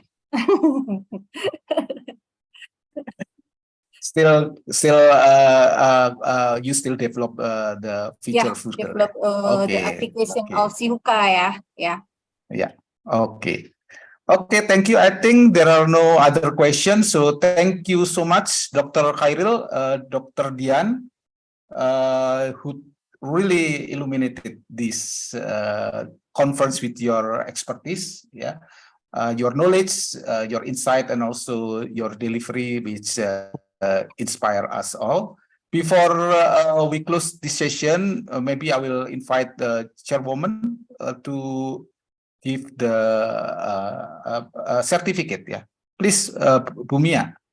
Okay, thank you so much, Pak Andri, for inviting me again for certificate. Yeah, we would like to say thank you so much. Yeah, both to Dr. Dian Indiati and also to Dr. Khairil Imran Gaut from Icadeis 2023 and also from Icondbtm 2023. So we are having joint conference. It's mean from both of us. Yeah, so on behalf of Icadeis and on behalf of Icondbtm, thank you so much.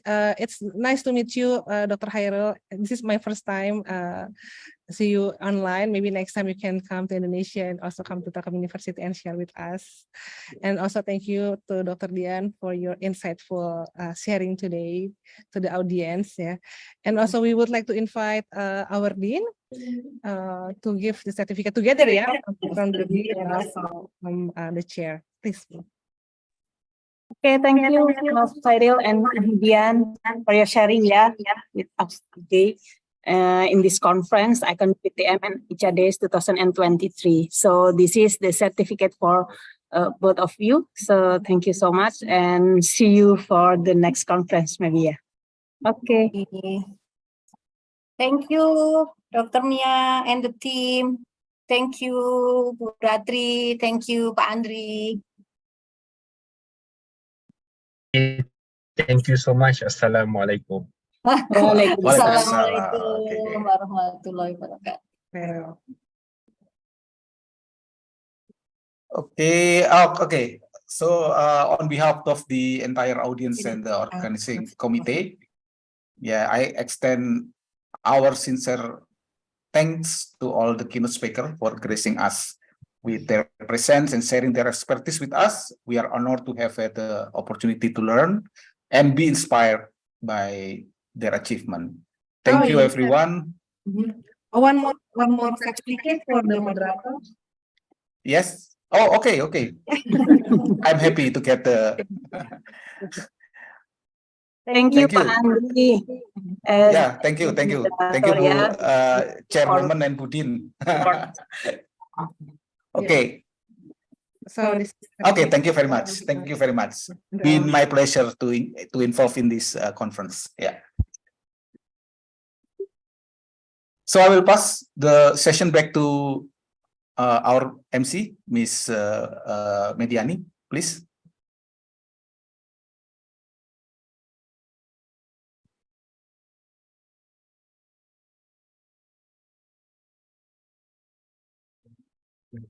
Tinggal pengumuman buat